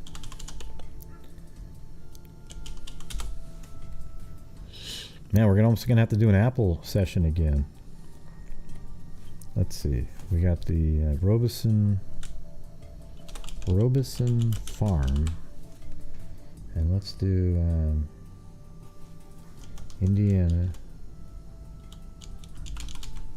and then 1980. No, I'm gonna do that. I'm gonna do like 1960 to 1970, prior to. Was that even listed anywhere?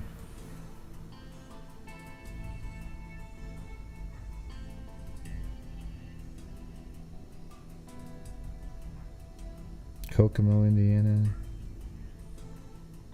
Something.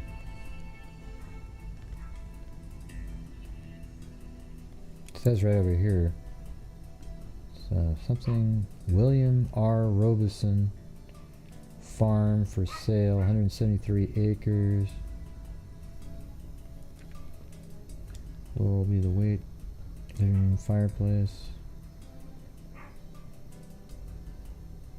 That's where the attorney is.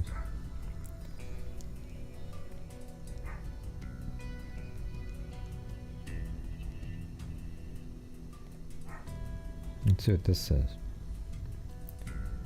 And wife to John Mitcher and wife, part of lot 6 and 7, Robeson Farms.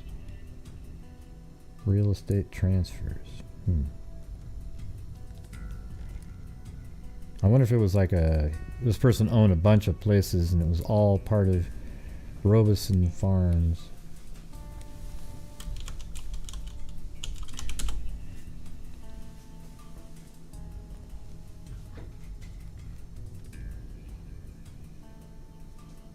$1962. Yeah.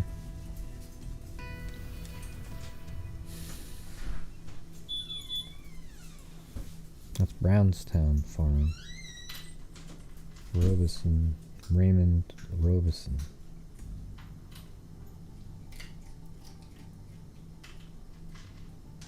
Yeah, can't find that. I don't want to spend a lot of time on that, but I'm just trying to get the exact spot. What time is it? It's almost halftime. Well, maybe I'll get through some of this and we'll have to do an Apple session. I always get kind of like I need some sugar or something.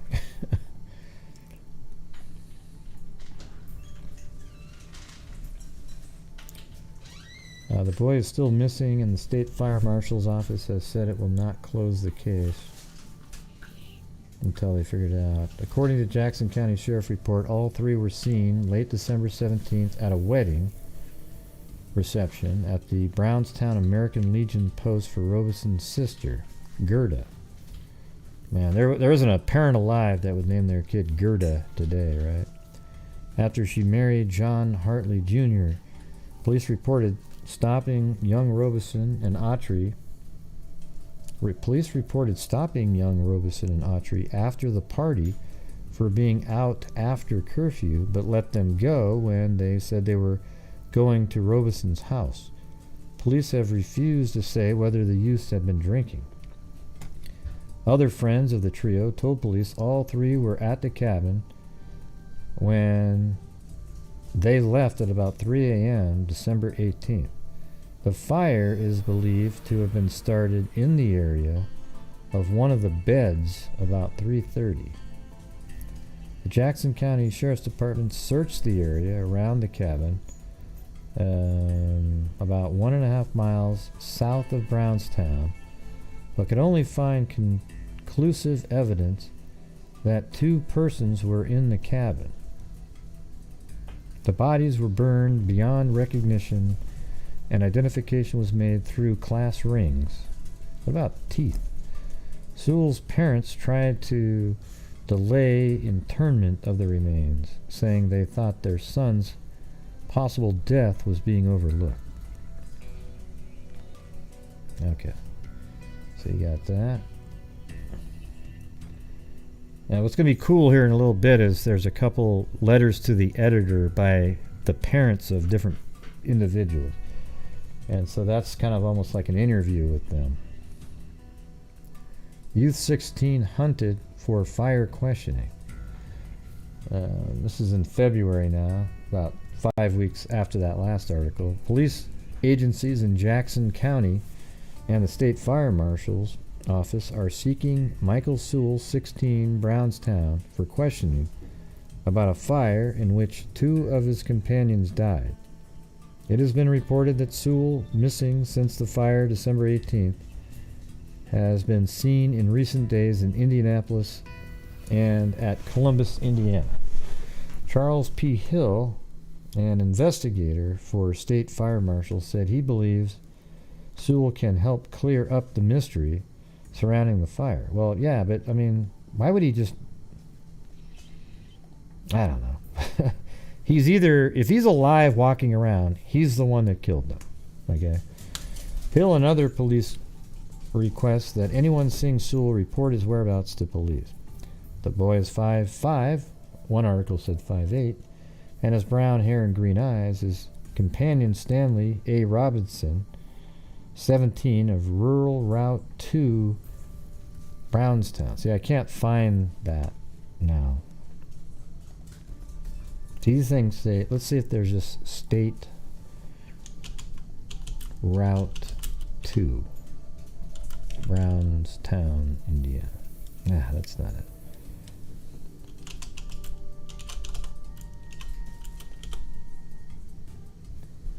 And that's just 2nd Street. But isn't that weird how 2nd Street, again, is right next to that Raymond Street there. In Jerry Autry, 19, Brownstown, died in a fire which destroyed a small log cabin. The 3 boys were last seen when they left a party at 2 a.m. on December 18th to spend the night in the cabin. Investigators said Sewell did not die in the fire. The cause of the fire has not been determined.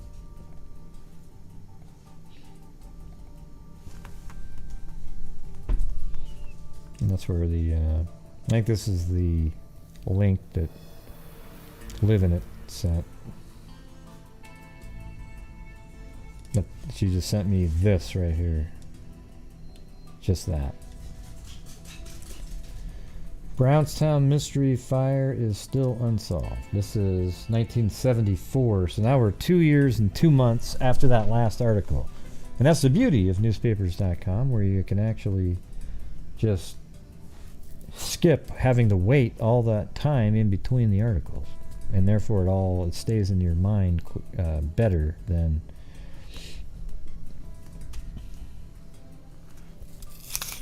I think I need to eat my apple now, you guys. So here we go. We're going to do the apple session.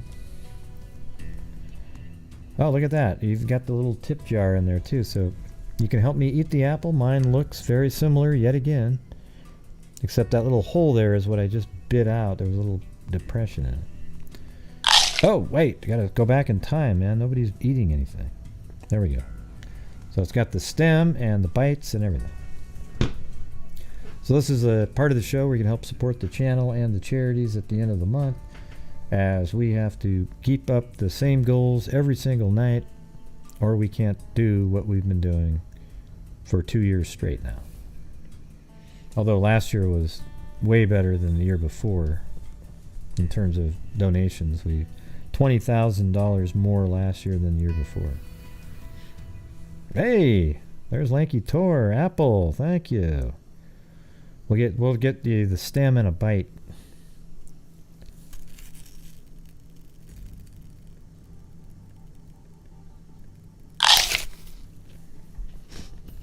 There you go.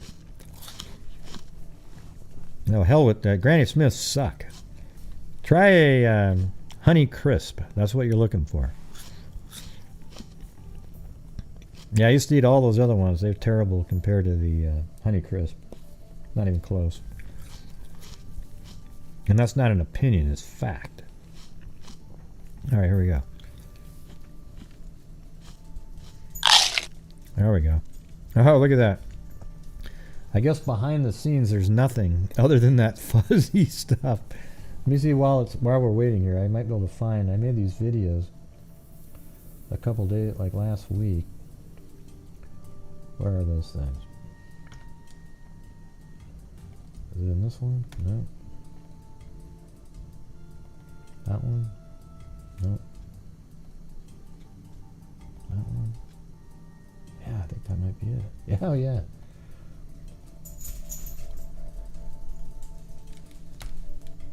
Wait. There you go. That'll be at the bottom. Awesome. And get rid of the. Does that go underneath the? Right above the phone. There we go. Yep, I guess we aren't going to watch that one.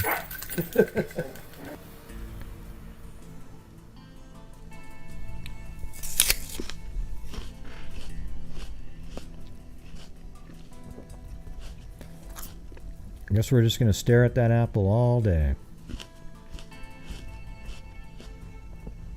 Thanks, Sir Rancelot. Yeah, I used to eat the green apples, but they're nowhere near as good as the Honey Crisp.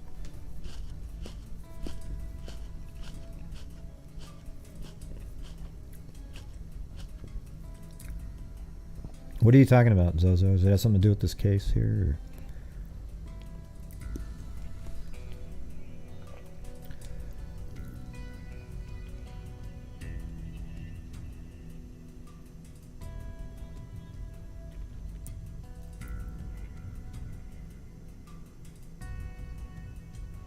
Yeah, what are you guys talking about up there?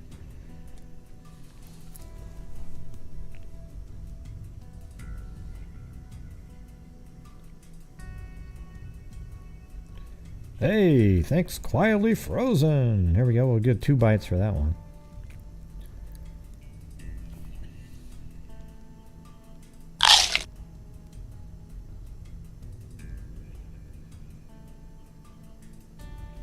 Hey, Zozo and Shogun, would you mind if we go through the stories without you guys putting in all the extra information? You know, I'm trying to get through it. You guys are doing exactly what we're always talking about. All right, here we go. Let's do the Catty Corner and Sir Rancelot.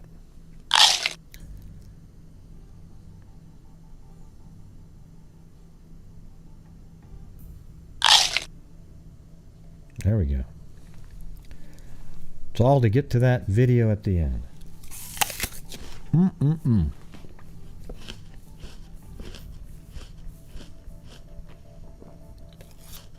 Who cares if she read the same thing? Why are you guys reading anything? We're going over the story right now. It's bizarre, man. Absolutely bizarre. We talk about this every single time.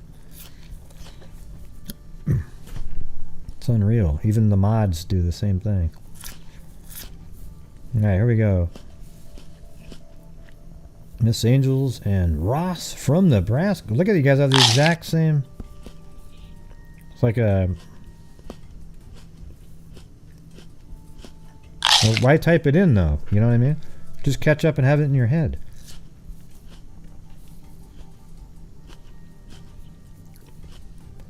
So there's Miss Angels and Ross from Nebraska. Yeah, I'm gonna keep removing your comments, Shogun, if you keep going. All right. God, it's ridiculous. Oh, we got one more. Oh, there it is. Yeah, no problem, Lisa Wilkerson. Sorry for the spoilers. All right, here we go. Come on, Luke. I don't even know what goes on in this one. Hey, thanks, just a friend. They are not the best. You must not have eaten a Honey Crisp.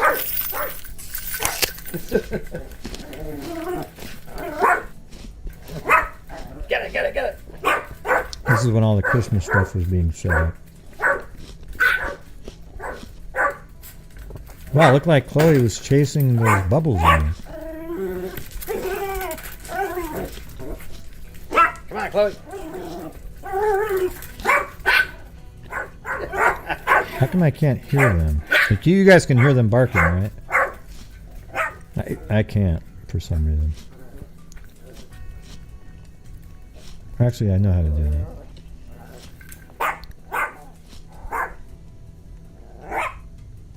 Monitor.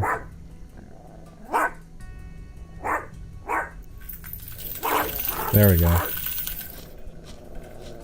Luke's okay, buddy. Okay, buddy.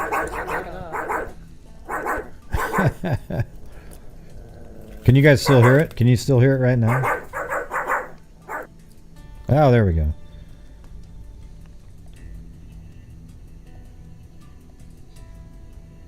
I wonder why it looks like that. Well, there you go. We got to see the dogs playing. All right. So now we're going to get back. Thank you guys very much for helping with the apple eating session. We'll now get to the continue on in the story that was being told separately in the chat as we were going through it.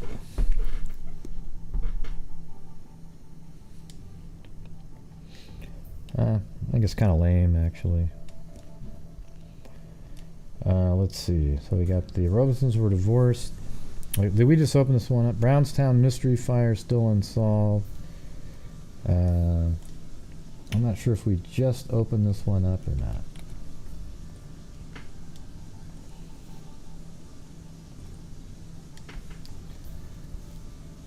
Coroner's report after tests conducted by a Madison pathologist said only 2 bodies. Yeah, we did that. And then I think we're over here. The grand jury, no, we didn't get to there. The fathers of 2 of the youths, Walton Autry and Moses Sewell, also would not oppose a grand jury investigation. The third father, Raymond Robeson, could not be reached by the Republic for comment. The Robinsons were divorced the year after the fire. Republic interviews with Mrs. Autry and Mrs. Robeson were their first interviews by a newspaper since the fire. The fire is still under investigation by the Indiana State Police.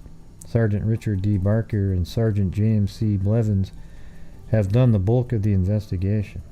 The Jackson County Sheriff's Department helped with the initial stages of the inquiry. The Indiana State Fire Marshal Department investigated for 2 days and still considers the case open. The grand jury has never been called to investigate, presumably because police investigations have thus far produced no evidence of homicide. All the parents except Mr. Robeson, who could not be reached for comment by the Republic, feel all 3 boys are dead, perishing either in the fire or sometime after the fire. The Autry and Robeson youths were identified by remains of personal belongings found inside the cabin, meaning the rings. Including among the belongings were 2 class rings, presumably belonging to Autry and Robeson. Police have given Autry's ring back to the family. Police apparently have in their possession the ring attributed to Robeson, for Mrs. Robeson says she's not seen the ring since the day of the fire.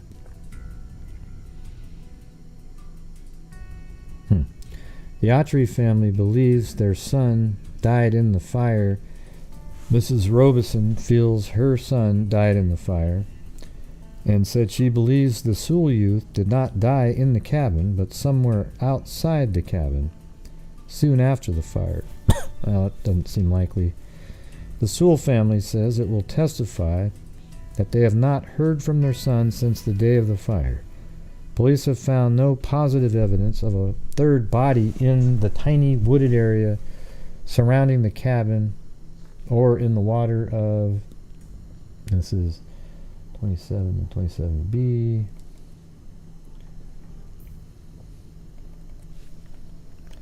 Water of the small pond located near the cabin. Hey man, I wonder if that could help us. Is there any, there's a pond right there. I don't know if that's a mile and a half off of the, it's in between here and here, east of 135 with a pond. Well, there's a pond here also.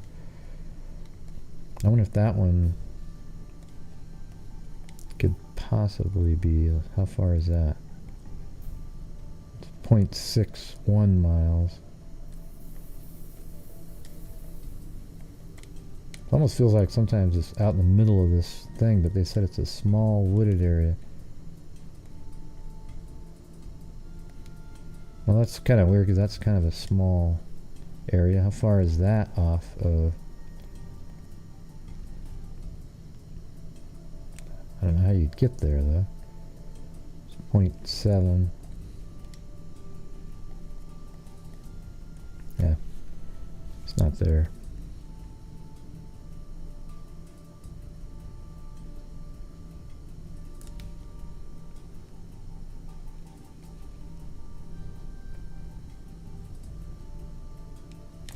Okay. Small pond located near the cabin. The cabin was situated about a quarter mile from the main house of the Robeson farm where Mrs. Robeson now lives. Open farmland surrounds the rest of the area about a mile and a half south of Brownstown near Valonia Road. Oh, there we go. So where is Valonia Road? Maybe that'll give us a little bit more. Valonia Road. Or is that the same? Okay, Valonia Road.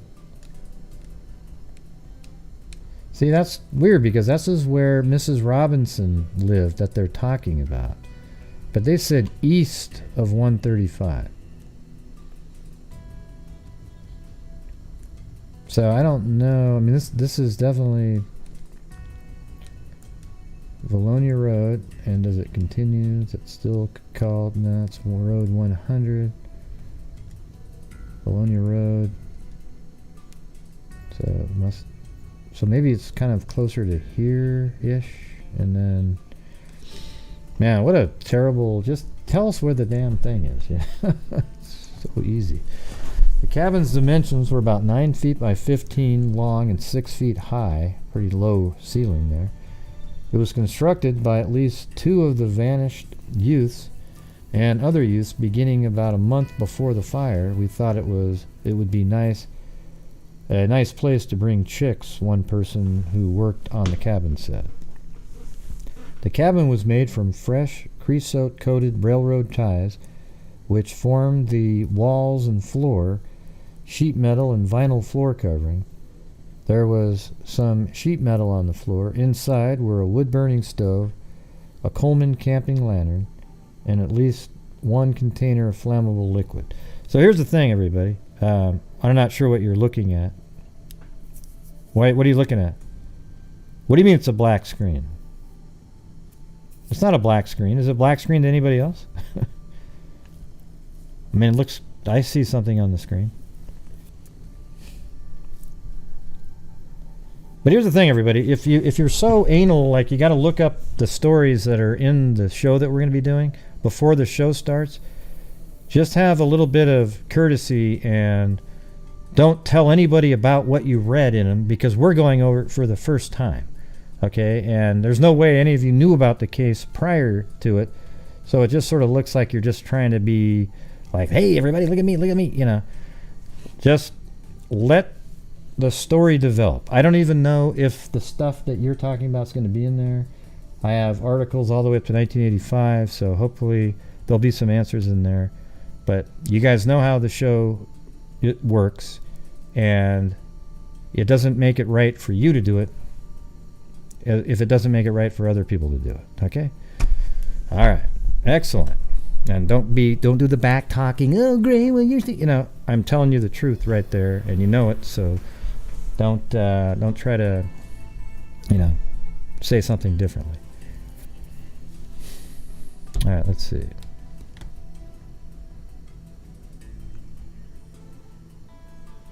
That's right, Miss Angels. You're back in there. See?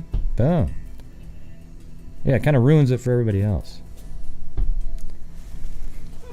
Because I've already seen some of the words that you wouldn't have known that you brought up earlier. Oh, it's creosote. No, Gray, I knew that because bull crap. Okay, you just told me you looked it up. All right, so the cabin dimensions were about 9 feet by 15. The cabin was made from fresh creosote-coated railroad ties. Witnesses reported seeing the fire at about 3:30 a.m. as they were driving south on Road 135. They did not report it, and other witnesses reportedly saw the fire at 4 a.m. and did nothing. The sheriff's department received the first call reporting the fire at 8:20 a.m. and immediately went to the scene. The state police were notified at 8:35 a.m. The 3 youths were lasting alive at 2:40 a.m. by one of 3 other youths believed to be at the cabin sometime prior to when police estimate the fire broke out. Yeah, I mean, it would take a long time for that clock to stop working. The witness told police he handed wood through the only door in the cabin to the Sewell youth. He also told police the Robeson and Autry youths were preparing for bed as he was leaving. Mrs. Gerda, well, before you said, remember, the Sewell youth was preparing for bed. Now you're handing him wood? Remember how that was a different story earlier? It was that Sewell was shirtless and was about to head to bed.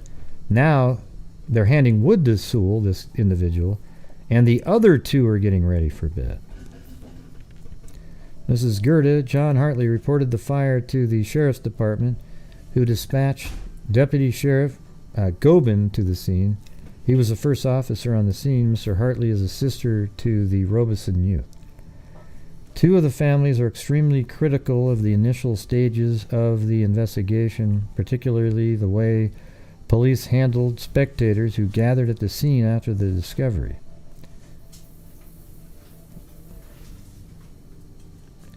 The Sewell and Autry claims the cabin area was not roped off immediately after the fire.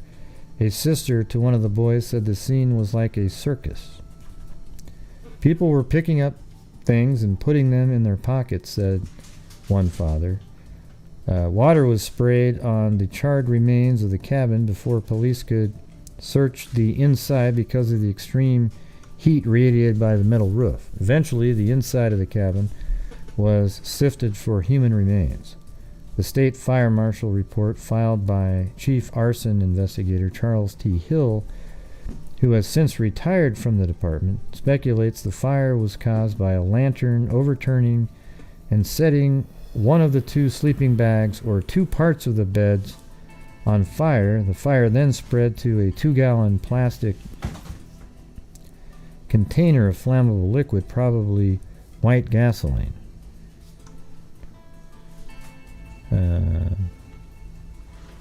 Let's see. And then to a metal container of flammable liquid. There may have been an explosion. Hill spent 2 days of investigation and interviewed 10 persons. State Fire Marshal William Goodwin says there's a lot of variables about the cause of the fire.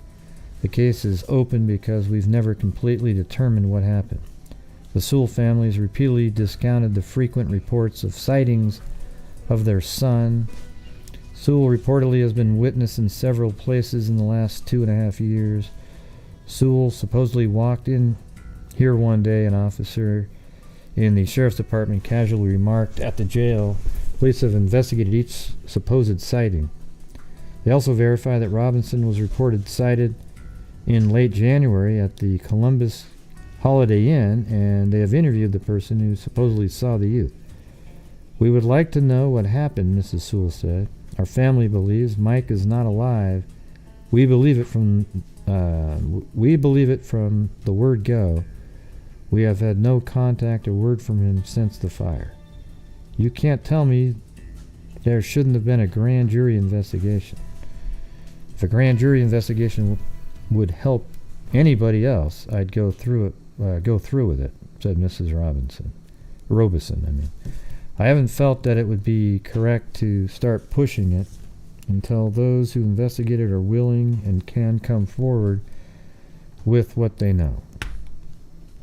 It's kind of interesting that those stories changed a little bit.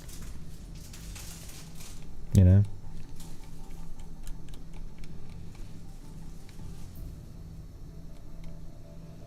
Let's see, hold on.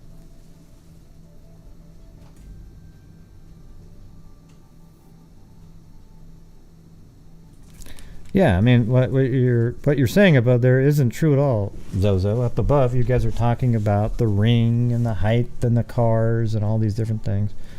You know, we haven't talked about any of that stuff yet, and I don't even know if it comes up. So at the very end, okay, at the very end of this, then you can, bring it up. If we don't bring it up, right? There was 2 bodies inside. 3 of them were seen by... There was 5 kids there. 1 left earlier in the evening. And then a 4th kid left about a half hour before the fire broke out, apparently, and saw Sewell, this guy that you see in the picture right here, still in the cabin. Now, the last story was that he was handing wood to him, and the other 2 kids were getting ready for sleep. And then the fire burned out. It burned everybody up. And it killed everybody. I mean, it killed 2 of them, and they only found 2 bodies in the cabin. The third, Sewell, was found. It hasn't been found at all. He's still missing even today. Okay.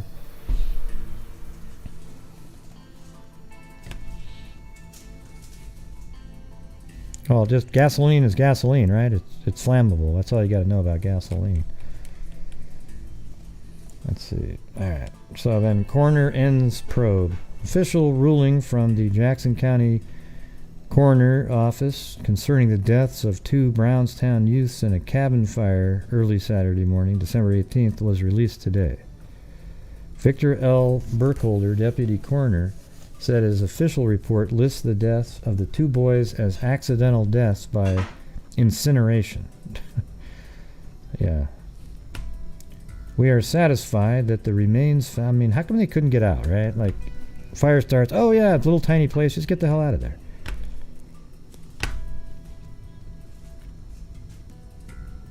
The ruling ends the coroner part of the investigation. This is 3 years later. That's 2.5. However, he added, this does not prevent the other offices from continuing their investigation. The conclusion of the investigation leaves unexplained the fate of Michael William Sewell, 16, son of Mr. and Mrs. Mose Sewell of Brownstown, who were last seen at the cabin with Robeson and Autry less than an hour before the fatal fire.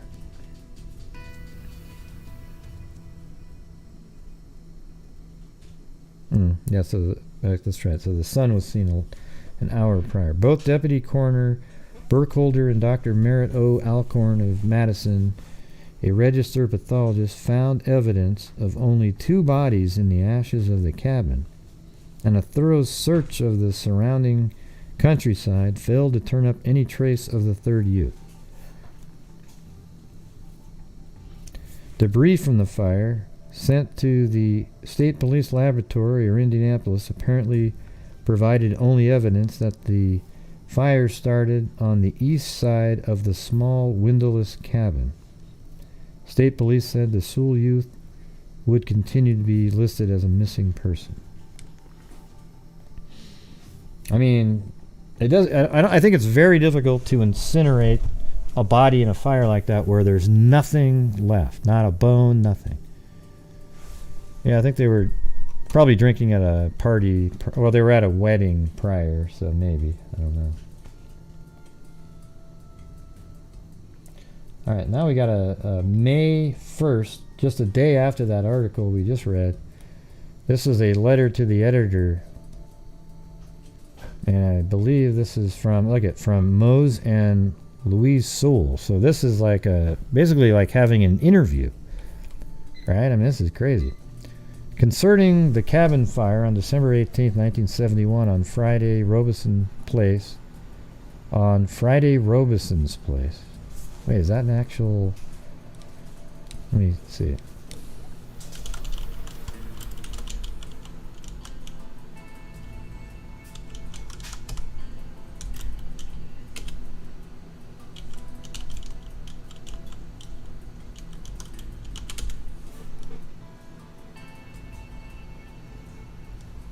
No. That's probably the same farm. I thought maybe there was some... Yeah. Anyway. I keep trying. In Jackson County, pathology report stated only 2 persons. This is what the family's writing this. Stated only 2 persons perished in the fire. 1 boy missing, Michael William Sewell. Mike Sewell was our boy. And our belief is that all 3 boys died in the fire. We haven't been able to get a grand jury investigation because 2 rings found in the fire indicated to the authorities that the remains found there were those of Jerry Autry and Stanley Robeson. Mike did not have a class ring yet. The original investigation was handled in the worst possible way. See, what I was saying at the very beginning is, how do we know that, if you're just going by the ring, there's a lot of scenarios that could be going on where Sewell was one of the other bodies, and maybe the older kid got the hell out of there. Who knows, right? The area was not roped off, and they needed to do DNA tests on whatever they had left somewhere. The area was not roped off until hours later, and people walked all over the site, picking up anything they could find for a souvenir. The pathologist reached his conclusion in about an hour and a half, after the coroner had said it would probably take a week. Also, the coroner's report stated the possibility of a 3rd person being cremated, but as far as we know, this was never printed in the paper. Our reference in a recent newspaper article to our daughter's ring wasn't that the one the police had did not belong to Stanley Robinson, but we felt if they searched further, they might find a 3rd one, if it hadn't already been picked up by someone that day. Well, I thought he didn't have a ring yet. At the time our daughter missed her ring, we didn't even consider the possibility of Mike maybe taking it to wear. So their daughter's missing a class ring, and maybe he had it. It only just occurred to us recently, but isn't that even more proof that he's not in there? Because they really didn't find the ring, and he's missing 2. It only just occurred to us recently because of a close friend telling us that Mike wanted a ring very badly that year for Christmas. We had never seen the rings found and thought it might be a good idea to take a look at them. We feel we're more than entitled to a grand jury investigation, which we were refused some months ago by the prosecutor because we don't have any concrete evidence. Well, they surely don't have much either, since all they have done is to say Mike got out of the fire, and they are constantly accusing us of knowing of his whereabouts, which is not true. This is a favorite pastime of Sergeant Barker of the Seymour State Police Post and possibly several other people working on the case. Also, periodic newspaper reports say they have reliable sources that Mike has been seen. We recently spent 3 days trying to track this down, but of course everyone denied it came from them, and it turned out to be just another false rumor. We found that it did not come from the state police. How much one family must endure before receiving some kind of help in getting the truth, I don't know, but we have stood all we can and will get something done one way or another and get better answers than we have now. The police admit they suspect foul play. This alone should suggest the need for a thorough investigation, not just a lot of theories, which is all they have come up with so far. We'd appreciate all the backing we can get from anyone concerned. And where is this? No, that's actually a Brownstown newspaper. The Jackson County Banner, Brownstown, Indiana. And about a month after that, fire alters families' lives. It is a sad situation indeed, but tragically one which may never be resolved. The lives of 3 Brownstown families, Jerry and Lois Autry, Raymond and Mary Robeson, and Moses and Louise Sewell, all longtime residents of the county, seat of Jackson County here, have never been the same since that cold winter night in 1971. This is 1974. Each family lost a son that night. One has never been found. The 3 youths, Jerry Allen Autry, 19, Stanley Ray Robeson, 17, and Michael William Sewell, 16, all friends and schoolmates at Brownstown Central High School, were inside a small cabin on December 18th when it burned to the ground. It was an extremely intense fire. It was so hot it nearly cremated the 2 bodies that were found inside. Authorities immediately declared the bodies were Autry and Robeson. Their declarations were far from conclusive. Authorities later said because they used jewelry as the only means of identification. The Sewell youth, he must have somehow escaped the blaze, most authorities thought. He will soon return and tell us what happened, they speculated. Well, it's kind of interesting they say they were almost cremated. Well, I mean, I guess in that case, I mean, if it was that hot, I mean, is it possible then that he was fully cremated? It doesn't seem like it. I've never heard of a fire where, you know, a standard fire where there's just nothing left at all. The Sewell youth, he must have somehow escaped the blaze, most authorities thought. He will soon return and tell us what happened, they speculated. It has been 2.5 years and Michael William Sewell has never returned. Mr. and Mrs. Sewell swear they haven't seen their son since the day of the fire. Give us a lie detector test. They believe he is dead.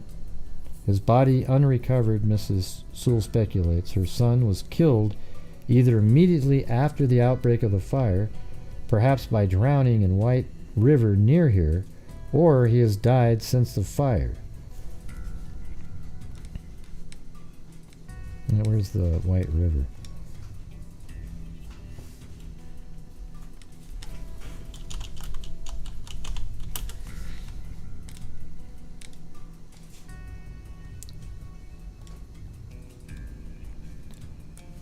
Oh, is it White Creek? Okay. So there's White Creek, probably this thing. And it goes over here. Yeah, I bet you they have it on the wrong side. I bet you anything it's over here. But they said east of 135 and it was supposed to be over here. And maybe that's the White River right there. And maybe that's a pond like that. I don't know. Might be back in here somewhere. I think we're in, it's right in this area, in my opinion. Right in here. If I could draw a circle, I would say that I would say it's probably like inside of like that right there. I mean, that's kind of a big circle, but that's 1.5 mile radius. I think so, it's somewhere in there.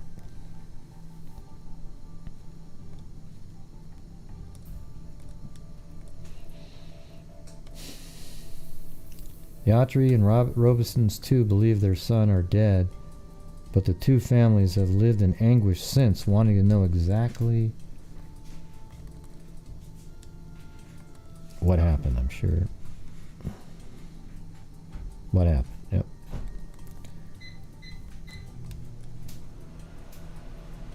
Exactly what happened on that cold night. They asked, was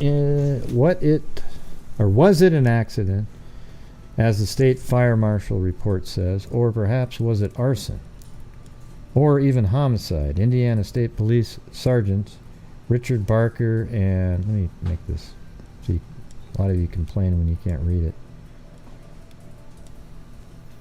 yourselves.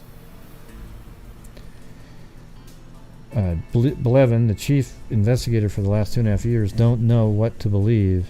A most perplexing case, one says. They've lost sleep over this one, adds their commanding officer. We feel the third body in the fire is missing, Pond says. We have to assume Sewell is still alive. About the only thing we can do at this point is sit back and keep our fingers crossed that something develops.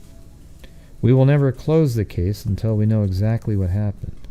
The three families, meanwhile, have exhausted practically all resources at finding out the answers. Along the way, it has been painful.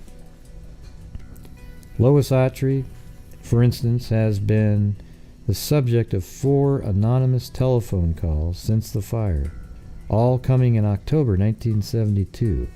Each call specifically asked for her son. The caller asked for Jerry Allen, not Jerry, my husband, he says. Each time the caller was told Jerry Allen had been killed about a year ago. Well, his name, what do you mean? Who got these calls? Oh, Lois Autry got them. Crazy. Each time the caller was told Jerry Allen had been killed about a year ago. The Autry youth's girlfriend at the time of the fire also has received anonymous calls asking for the boy. It's almost like somebody thinks that Autry's still alive and set it up to make it look like Sewell died. Mrs. Autry relates another incident when a neighbor, I mean, that's a pretty shaky to use rings to identify a body conclusively, right? In a fire. Mrs. Autry relates another incident when a neighbor told her about a year and a half ago that she spotted a person running from the Autry youth's automobile parked at the rear of the Autry home. The car had been at the site of the fire and in fact was moved while the fire was in progress. Police do not know by whom. Let me see that again. Mr. Autry relates another incident when a neighbor told her about a year and a half ago that she spotted a person running from the Autry youth's automobile parked at the rear of the Autry home. The car had been at the site of the fire and in fact was moved while the fire was in progress. Police do not know by whom. Wow, that's very interesting right there. The same neighbor also told Miss Autry she spotted another person coming from the then vacant Autry home shortly after the first sighting.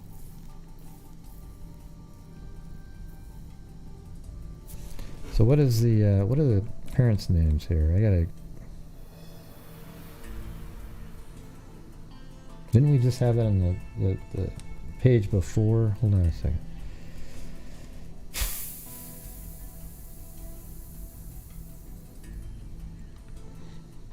There it is. Jerry and Lois Autry. Hold on. I gotta go get them now.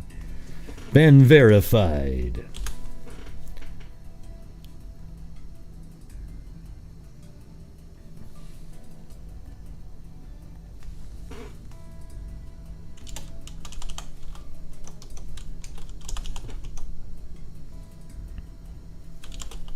Brownstown.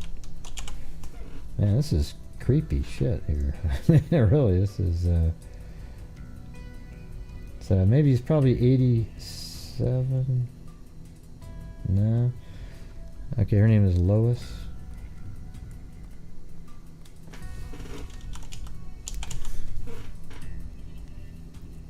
A-U-T-R-Y. A-U-T-R-Y, yeah. Okay. Yeah, I think they're younger than some. They're 87 years old. She died in 1993, though.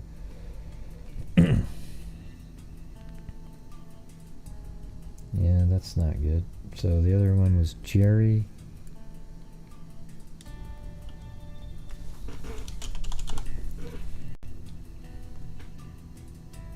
And there's Jerry W. Autry.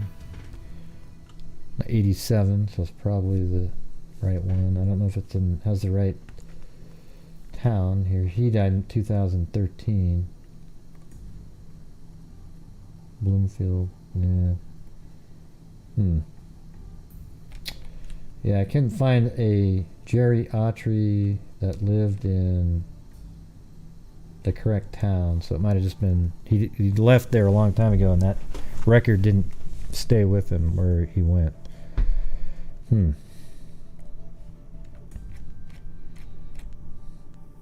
The same neighbor also told Autry she spotted another person coming from the then vacant Autry home shortly after the first sighting. The person was in a hurry, the neighbor told her. Mrs. Autry has told the Republic... Oh, so maybe somebody took his car, though. Mrs. Autry has told the Republic she believes she knows who the person spotted exiting from her home was, and she believes this person knows some details about the fire which the person has never told the police. Well, yeah, because they... Almost like they... God. So was it Sewell and some other person? Maybe that fourth person, the last one that said, oh, I handed him wood. Oh, he was taking his shirt off. Those two took Autry's car and they went and got something and they took off and started their own world somewhere. What do you guys think of that? Yeah, aren't those awesome? Carolina Girl? Yeah, I mean, they're freaking awesome.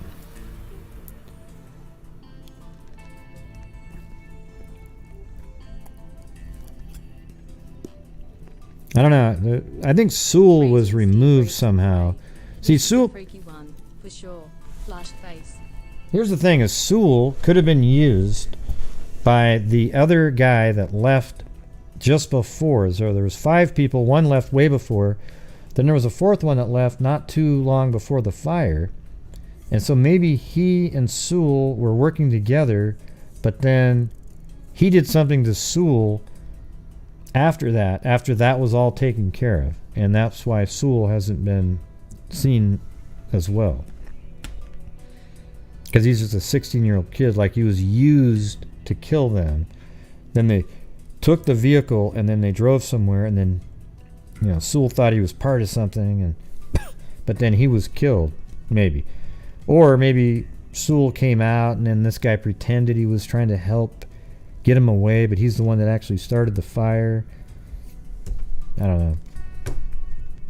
Pretty strange. The Sewell family, meanwhile, has lived in a world of false reports and false hopes since the fire. For example, Miss Sewell recently picked up an edition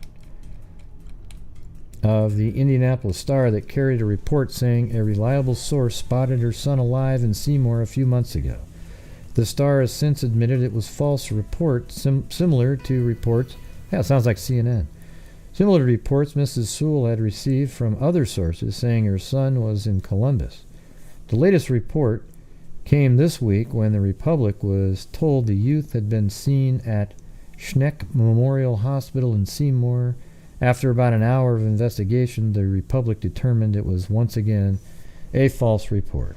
The Jackson County grand jury probably will never be called to investigate the fire, despite the feeling of all 3 families who still wish the incident to be investigated by the grand jury. Why wouldn't they just do it? Jackson County Prosecutor Jeffrey Neerman, in a prepared statement received by the Republic May 14th, explained the grand jury was never convened the days following the fire because Neerman felt there was no evidence whatsoever to indicate any criminal violation by anyone currently in existence. Neerman indicated he still holds the same opinion, So the mystery goes on, and with it, the anguish of 3 families in Brownstown.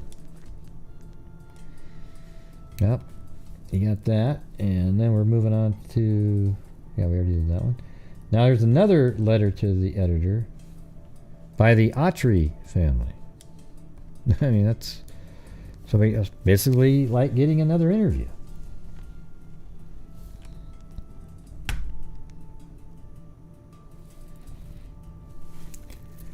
The writer of this letter, Louise Autry, is the mother of Jerry Allen Autry, who at the age of 19 was believed... And see, isn't it interesting that he's the oldest one? See, that's what I was wondering earlier. It's like, you got this 19-year-old, and then a 17-year-old, and a 16-year-old. And then somehow his car is being moved around after he's dead. So that means somebody was there moving his car. And that lady said, I think I know who... Oh, man. See, there's got to be more information that somebody could have been looking at. The writer of this letter, Louise Autry, is the mother of Jerry Allen Autry, who at the age of 19 was believed to have been one of 2 Brownstown youths who perished in a cabin fire near Brownstown on December 18, 1971.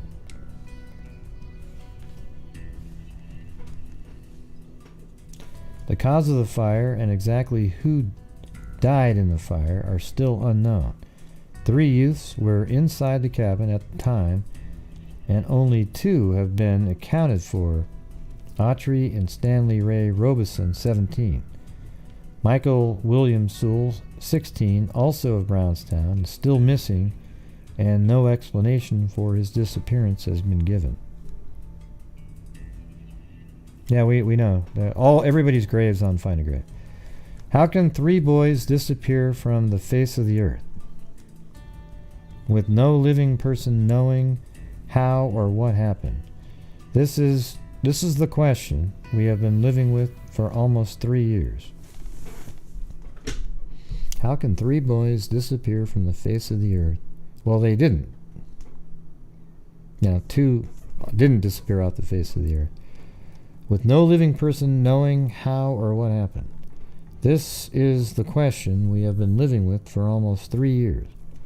The simple truth is that they can't. Some person or persons in our immediate locality know exactly what happened to Jerry Allen, Stan Robeson, and Mike Sewell. The prosecutor says there is no evidence of foul play. Did it have a write-up in there, Charisma, about the case? Or well, sometimes on Find a Grave they have a write-up in there. Hey, Pebs, do you think maybe there was some algae maybe inside that cabin that may have started it? Like, because jewelry would take even a lot more.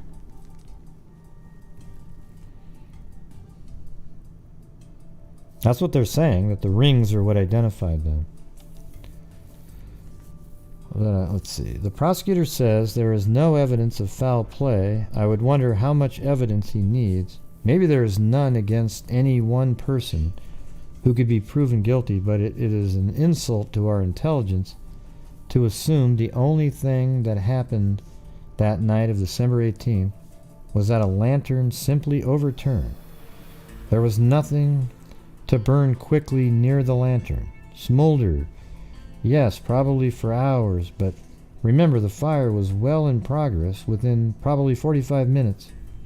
Then, of course, there is a small matter of Jerry's car being moved during the fire and brought back. Yeah, I mean, that's such a huge piece of information, right? I mean, it's such a huge piece of information right there. That one of the people killed in the fire, somebody was around there that took his car and drove it back to his house. How is that possible? How can that person at that point not be part of it?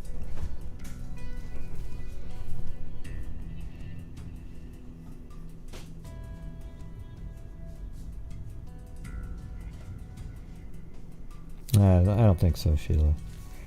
That's nuts. Okay. Maybe he ran into Gacy's. Come on. Jeez. So he was in the middle of a burning fire and struggled to get out, and then he stumbled down onto the road, and then he falls into John Wayne Gacy's death zone. Come on. Are we going to talk about aliens next?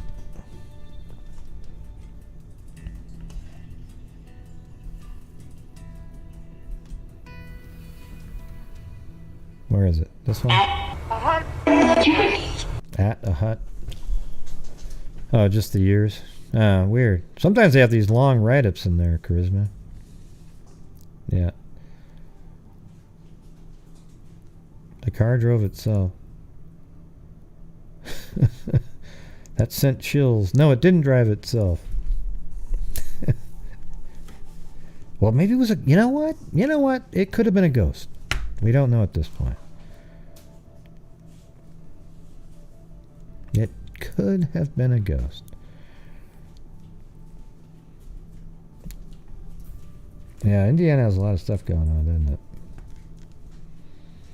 The prosecutor says there is no evidence of foul play. I would wonder how much evidence he needs. This is the Autry family.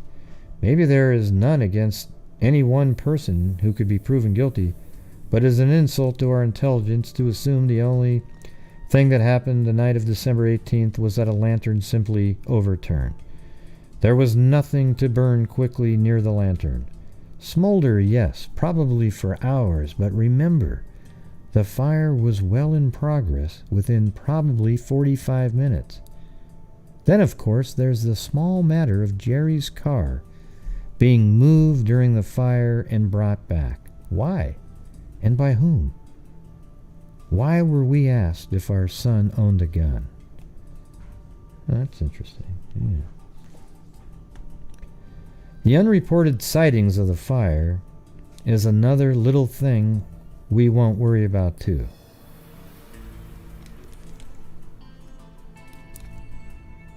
Well, okay.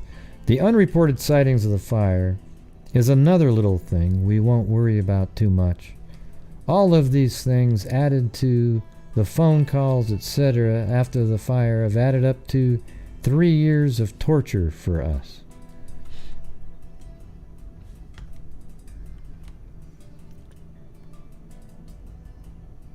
Hey, where'd you go, Sheila Riley? Come on, you gotta come back with some zingers. All of these things added to the phone calls, etc. after the fire have added up to 3 years of torture for us. At this point, I would like to make it clear that I'm speaking for myself, not for the other families or for Mr. J.D. Lewis, whom I respect very much. Without his hard and diligent work, there would have been some things that I never would have known about this case. I hope he knows how much I appreciate his articles in the Republic. Let's see. Yeah, right. Whether or not drugs were involved seems to be a big thing with everyone concerned. To me, it's almost immaterial. I feel that my son's record stands for itself. According to everyone who investigated the case, including Mr. Lewis and the insurance investigator, no one ever said he used drugs. His big fault was that he thought he could take the responsibilities of the world on his shoulders. He hated the drug culture and had at least 2 arguments with a known pusher when they had met at Valonia Beach, the last one just a week or 2 before the fire. He was tough, absolutely fearless, but very vulnerable and tender-hearted. He told me many times he wasn't afraid to die for what? I don't know what's next. I don't know if there was another writing over here or not. I could go look. Let me. What? This is on July 1974. July 1974. Yeah, what's in there? Jerry Allen Autry. Jerry Allen Autry. Indiana. Might be some more.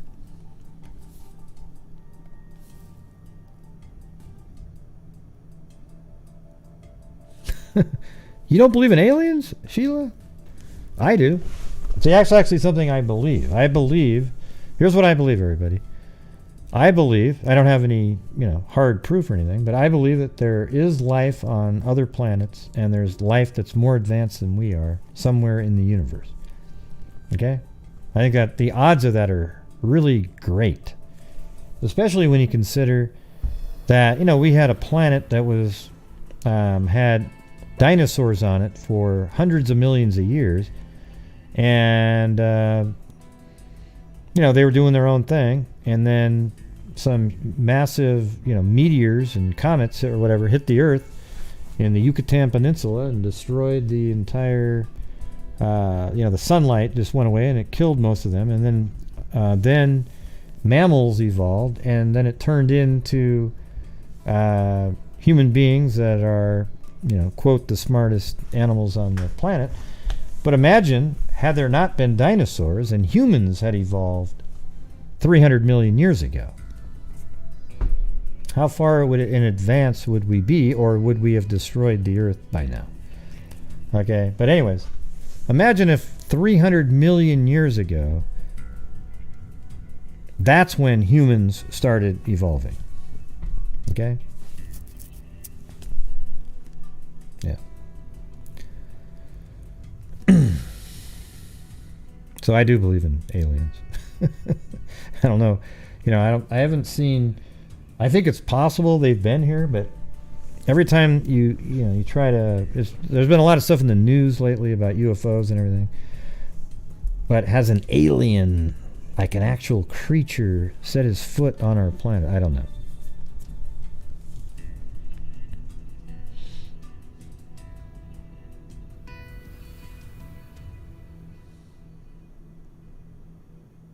You believe in your Earth? What if we are the new guys? What does that mean?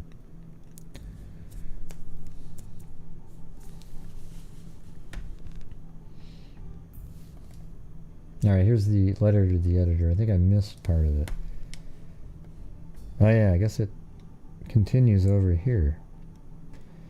So it said, he told me many times he wasn't afraid to die for what he believed in, and I think that's exactly what he did.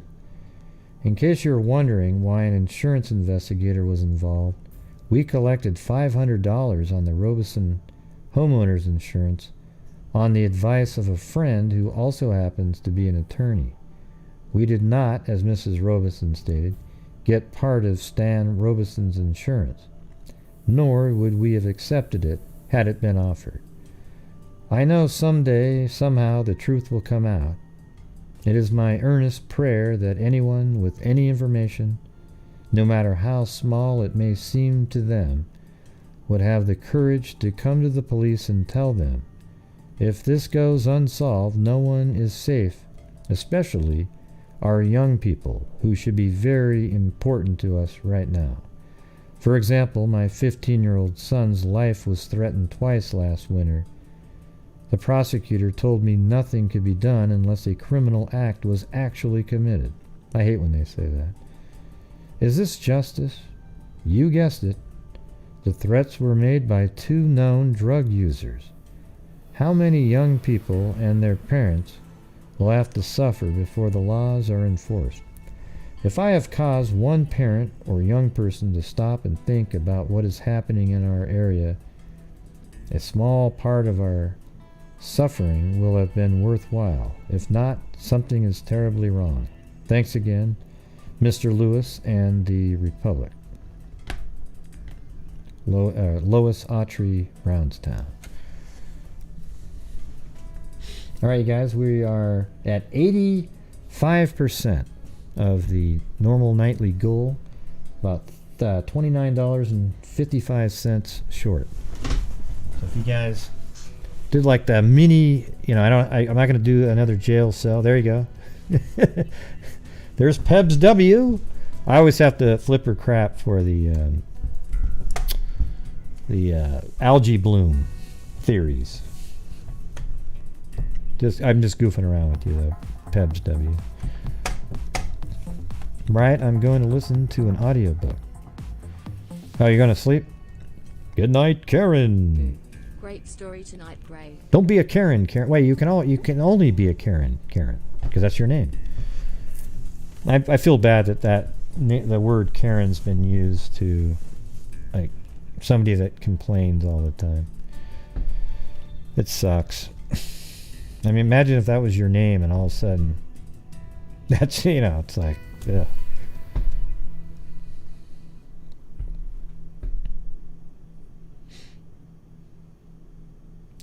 Yeah, that's right, Sheila. Area 51.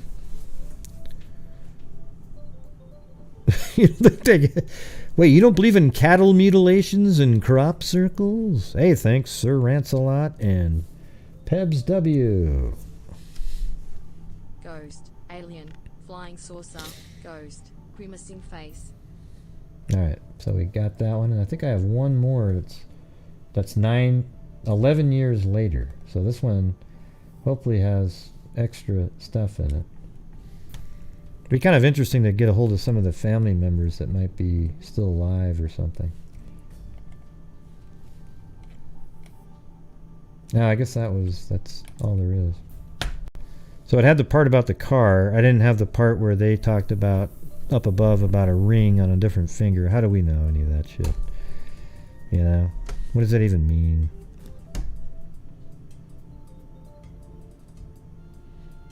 Thanks for another great show, Gray. Because it's heart to time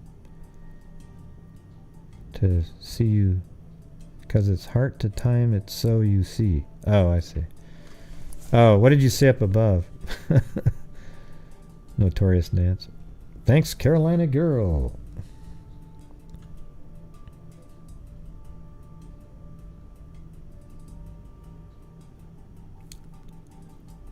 Yeah, so Sewell. Yeah.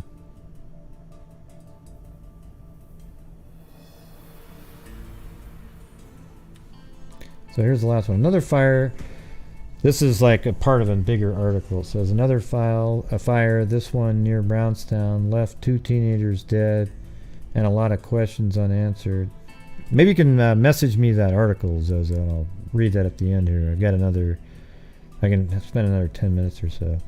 On the morning of December 18th, 1971, friends Stanley Ray Robeson, 17, Jerry Allen Autry, 19, and Michael Sewell, 16, were staying at a cabin they helped build about a mile south of Brownstown. Don't forget to mention there was 2 other kids there. A few other friends were over for a party. The last one... Well, here's the thing. Everybody knows that if the car was moved, it wasn't moved by Autry, so whoever drove it isn't him, so whatever height they are is sort of irrelevant other than maybe trying to figure out who the person is. But obviously, if you're not tall enough, you're going to move the seat. We know for sure it wasn't him driving it, though. So it's not, that part isn't a mystery. Normally you care about if the seat's moved to determine if the original driver, like let's say a lady that's 5'3", they find her car in her, maybe not her body, whatever, it doesn't even matter. They find the vehicle and then the seat's been moved back. Well, that means a guy probably drove it, and that means that she didn't drive it there, most likely. So in this case, we know that Autry didn't drive it because he was found apparently dead in the fire. Now you could maybe make an argument that Autry took his ring off, put it on Sewell's finger, and he's one of the bodies that was burned in the fire. I think what they should do is the body parts they did find, they need to do genealogy on the 2 different sets of remains to put to rest exactly who those people are.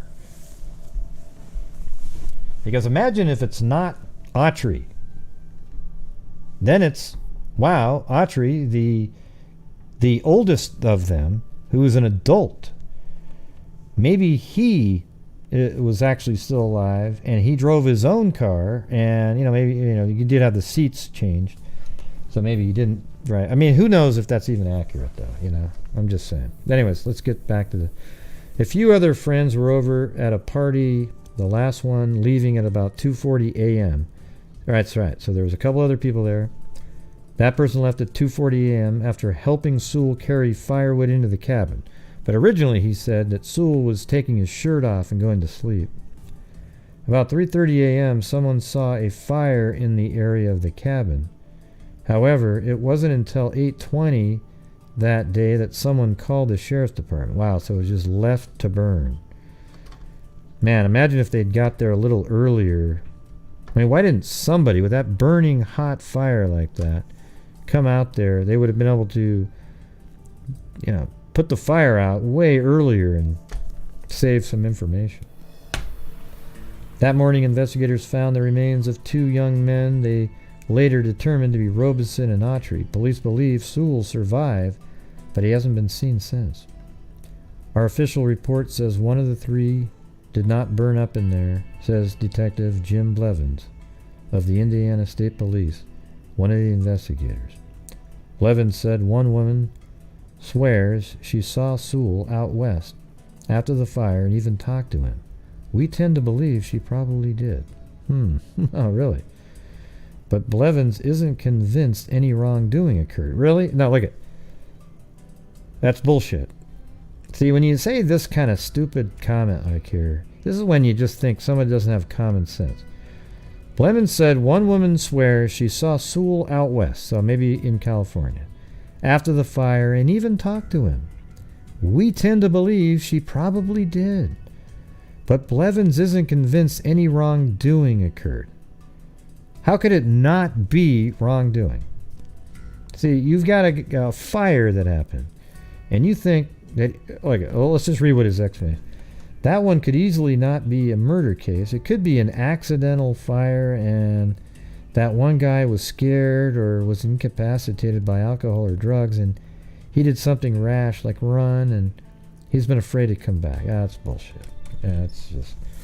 I think it's way more likely that something nefarious happened than a 16-year-old just, oh my God, I gotta go, and finding the wherewithal to take off and be out there alone. No way.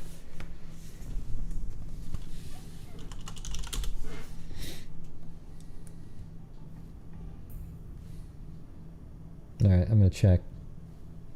Maybe I got a link. I don't know if I do or not.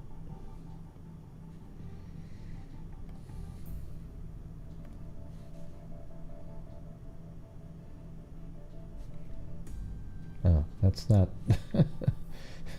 that's not the link I was looking for, Zozo. So who's got the link in there for these articles that you guys read that mention rings and so forth?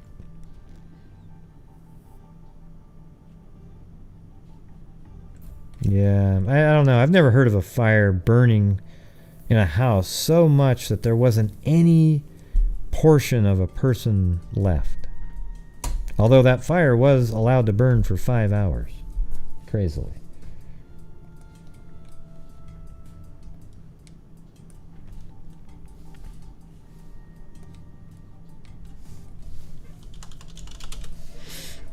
Yeah, I need to, if you have it, send it to me in an email. I don't have that link that talks about the ring and on a different finger. Oh, cool. Awesome. Quietly Frozen sent me, I'm going to send her We Are Freaks mug. Awesome.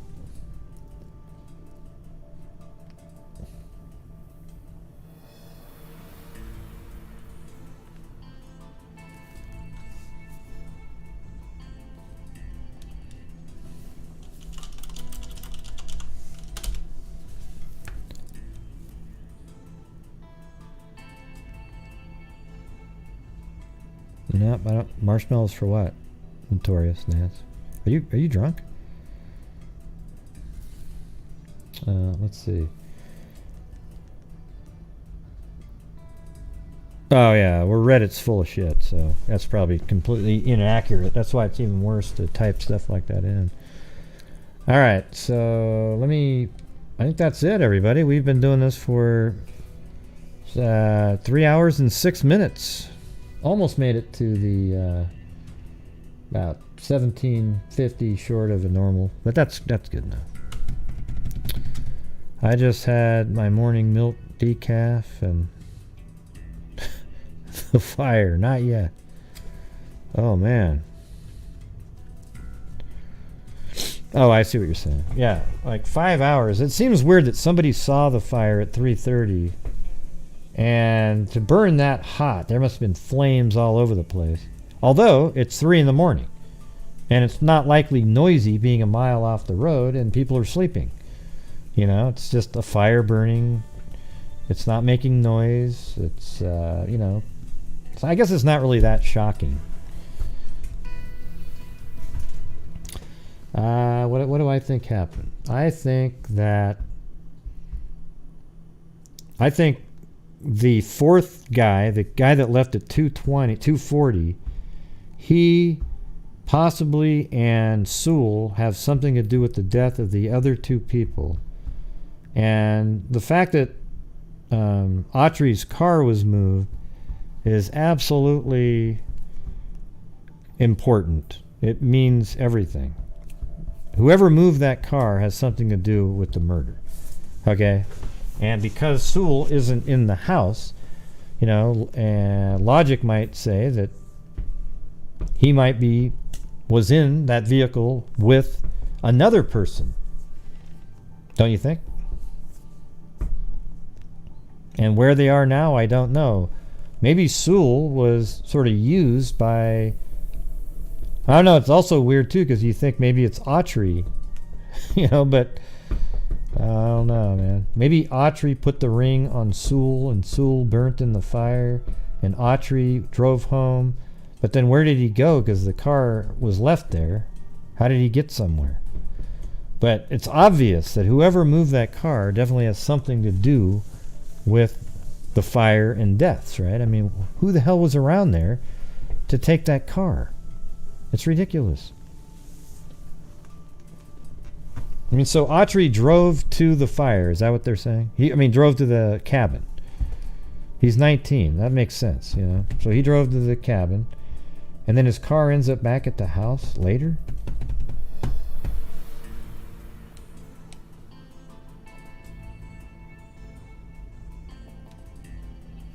I think it's in this one, right? Lois Autry, for instance, let's see, for instance, has been the subject of 4 anonymous telephone calls. Mrs. Autry relates another incident when a neighbor told her about a year and a half ago, and this article is 1974, so that would have been the end of 72, so about a year after the incident.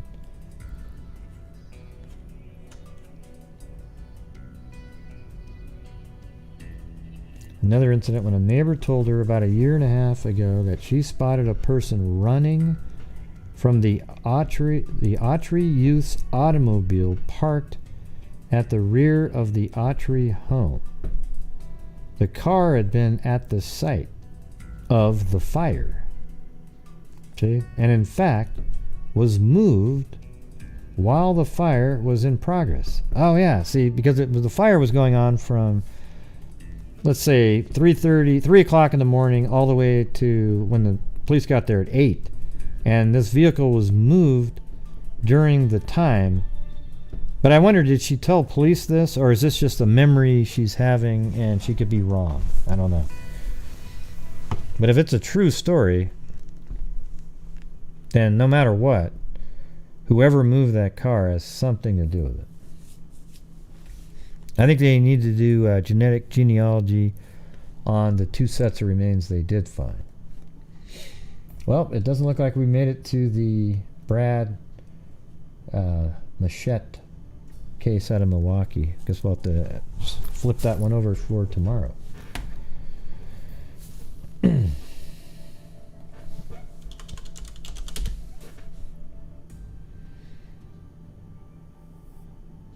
Yeah, they need to do genealogy on the 2 sets of remains. There's no doubt about it. And actually, here's what I would do. I think for the families to get closure, I guarantee it the Autreys and the Robesons would agree to do that. I mean, it's not even their full bodies or anything. I think they'd be totally fine with doing that. And then once you had both of them, you would know for sure, for certain, that there wasn't some crazy... Because wouldn't it be absolutely insane if Sewell was one of those 2 bodies? And maybe a ring was put on the finger. I don't know if they found the rings on fingers or not. I mean, that wasn't in any articles that are out there.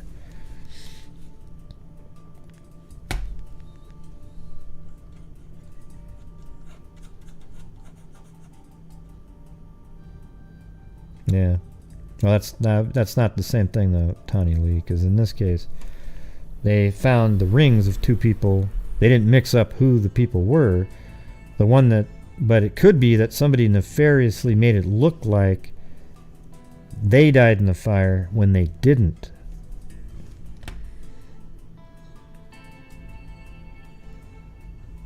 Yeah. Crazy times. Wasn't that an interesting one, though? That's one that Live in It sent me just one little image, and then I looked it up, and I was like, I was hoping it was going to be as interesting as it was, and it was. It was awesome.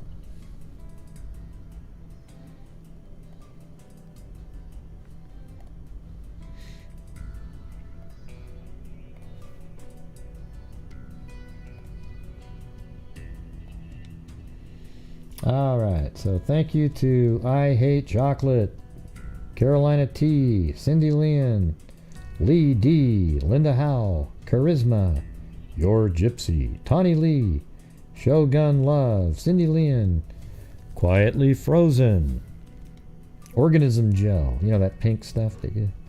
Matt Pavia, Mary Hayes, Amy CHS, Kathy Frydenmaker, Lee D, Delva Johnson, Billy the Mayor Juliana, Mary Glaviano, Cami Curry, Notorious Nance, Eugenie, Kelly B, Lanky Tor, Sir Rancelot, Quietly Frozen, Caddy Corner, Sir Rancelot, Miss Angels, Ross from Nebraska, Lisa Wilkerson, Just a Friend, Kelly B, Sherlock Hemlock, Pebs W, Sir Rancelot, and Carolina Girl. Very cool, very cool.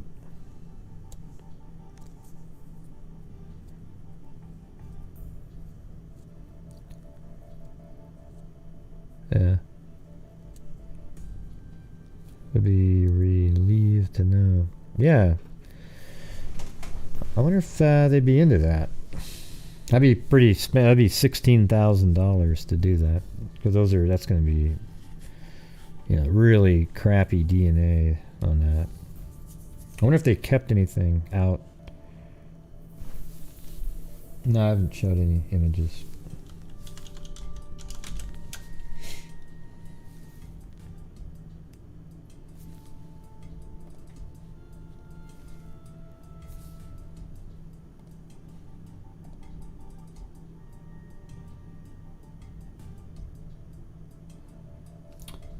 Where's that from? That looks like from a newspaper article. I gotta try to find that one. Okay, so it's near the door before the fire. So apparently this is like an image. That looks like that's out of a newspaper article. Maybe I'll look some more of that up or something. An approximate floor plan of the small cabin near Brownstown, which was destroyed by fire nearly 2.5 years ago. So that's around the same time.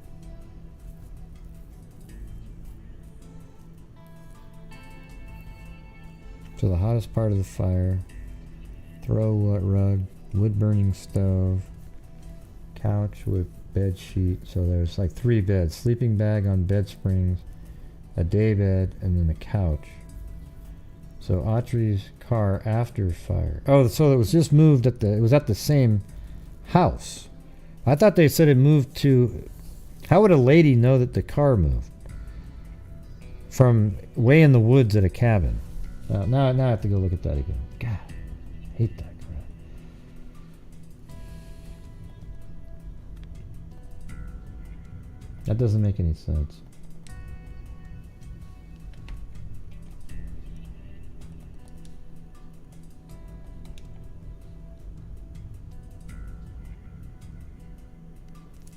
Another incident when a neighbor told her about a year and a half ago that she spotted a person running from the Autry youth's automobile parked at the rear of the Autry home.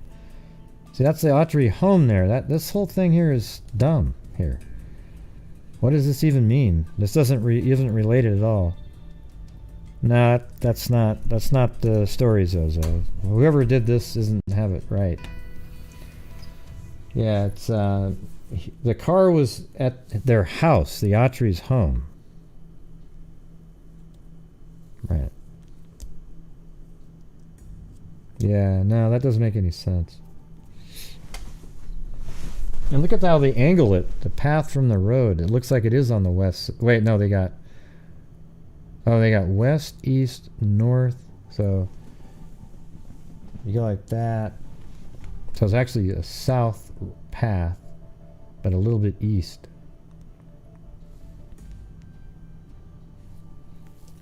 An appropriate floor plan of the small cabin near Brown, which destroyed by fire, was years ago was drawn by Marty Sage of the Republic Department. Near the two beds in the foreground of the drawing were found 2 class rings. One of the used car before the fire. The fire report. Yeah, see, this doesn't make any sense because what we're reading here in the article is this. It doesn't fit what the drawing says at all. It says, Mrs. Autry relates another incident when a neighbor told her, so at the Autry house, not the cabin, about a year and a half ago that she spotted a person running from the Autry youth's automobile parked at the rear of the Autry home. Okay, this is the cabin here, which is nowhere near the Autry home. The car had been at the site of the fire and in fact was moved while the fire was in progress. Okay, so is that another incident of it being moving? Like it moved from here to here while it was in progress? I don't think that's what that means. I think what she's saying is that the car showed up at the Autry home during the time the fire was in progress. Okay, that's what I'm getting from this. But obviously we're going to have to look up some more information. All right, everybody. Thank you guys for being here tonight. I appreciate it. And I guess we'll see you guys tomorrow. All right. All right. So, yeah. That's going to be it. And we'll see you tomorrow. And as I always say, everybody, till next time. Hey, Jessica Schubach almost got us right at the end there. My new work schedule sucks, but glad I caught the tail end. Oh yeah, maybe I'll go back to doing old school, a show one time at like 8 or 9. But anyways, good to see y'all. Thanks for supporting the channel. Appreciate the super chats, channel memberships. They all go towards helping my channel and the charities. Mostly, actually, I send in over 50% of the net income, and it's all from you guys. You guys are basically my bosses. And YouTube is the broker for the job. It's crazy. But anyways, thank you guys very much. We'll see you guys tomorrow. And as I always say, everybody, till next time, be safe out there. And a 2, and a 3, and a 4, and a... Hey, but make sure to watch this one, Jessica Schubach. It's pretty good. Yeah, I've been doing this true crime thing for quite a while now. And during this whole time, I have not seen one person that is a crime dissector. rejector. I'm a certified human lie detector. Gonna get you on a stretcher. If you try and play Me like an old projector. Crime sector is my nectar. Professor Gray's gonna give another lecture. Crime collector, freak connector, and I'm always gonna be a protector. Fool Deflector, interceptor. And I'm meaner than a spectre with a vector on his pector. With all respect, ya. Just remember I've a temper fucking check ya. I have no agenda, I'm no pretender, and I'll serve it to you straight without the blender. And in the end, I'm gonna send ya on a mission to reveal the true offender. Yeah, so I'll just get right back to work. All right, everybody? Talk to you.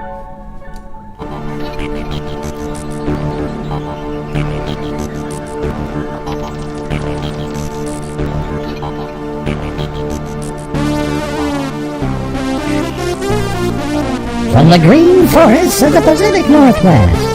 Hey, that's what I'm supposed to do. From the green forests of the Pacific Northwest, I bid you all good evening, or good morning, as the case may be.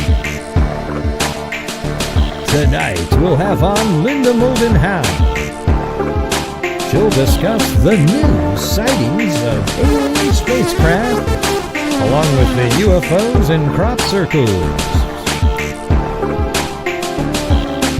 Don't forget, in hour number 2, we are going to have on Major Ed Dames.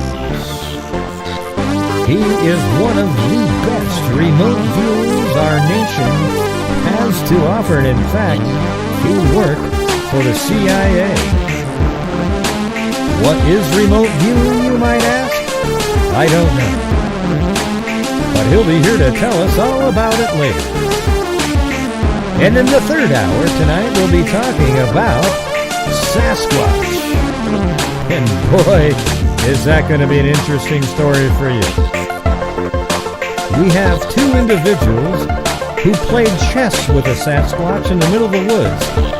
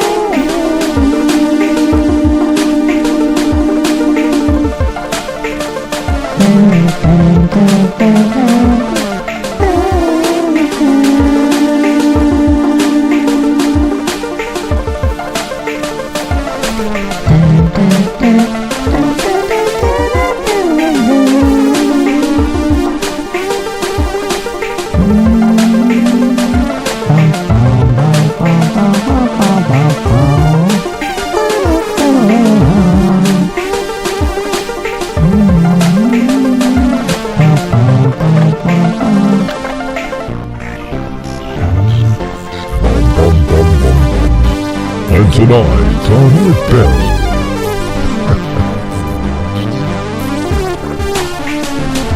Hey, I think that might be your calling, John Boy. That's exactly what he sounds like. That sounds like a guy named Chuck Norris. And tonight on Dreamland, we'll listen to Art Bell. And he'll be here in just a moment. Good evening and welcome.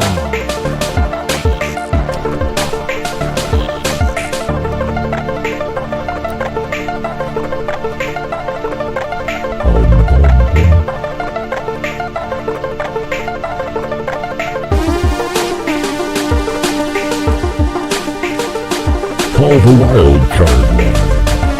call the wildcard line at 1-800-666-3297. East of the Rockies, call 1-333-3333.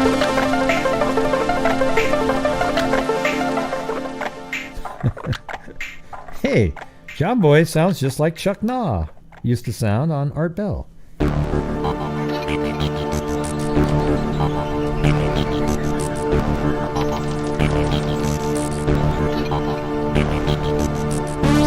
the green forest of the Pacific Northwest, bid you all good evening, or good morning, as the case may be.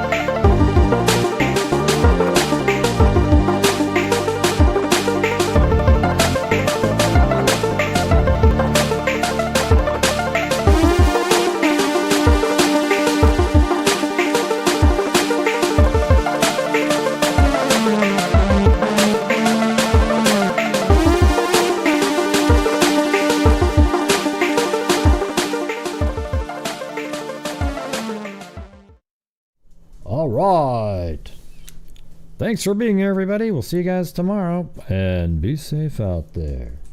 Yeah, everybody be safe.